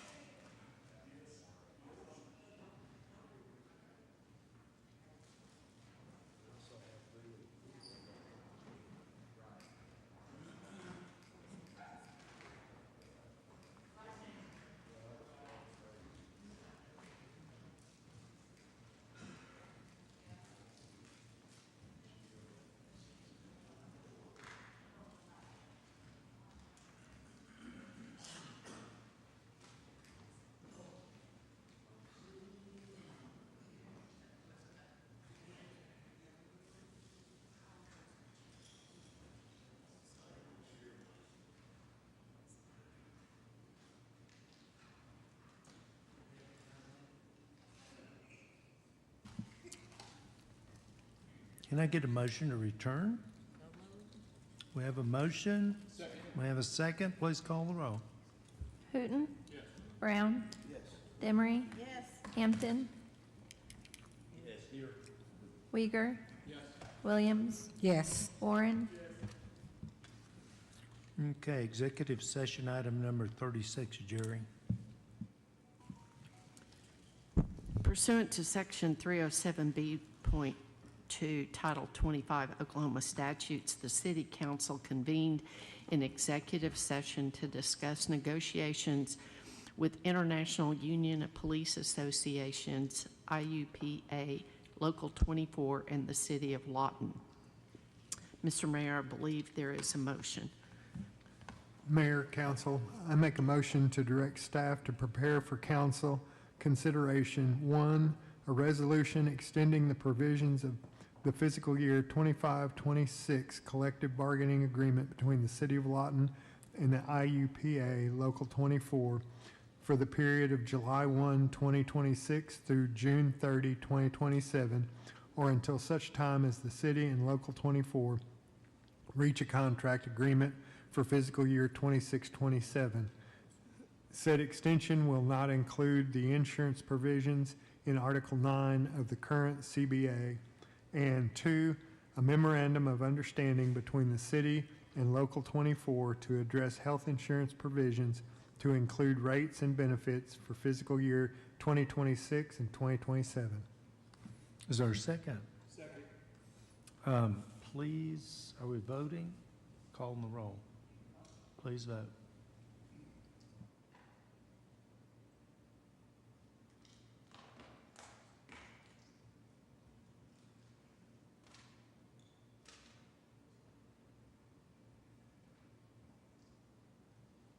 Motion carries 7-0, bringing up audience participation. We have nobody for audience participation. Bringing up adjournment. We have a motion. We have a second. Please call the roll. Hooton. Brown. Demery. Hampton. Weiger. Williams. Yes. Warren. We stand adjourned.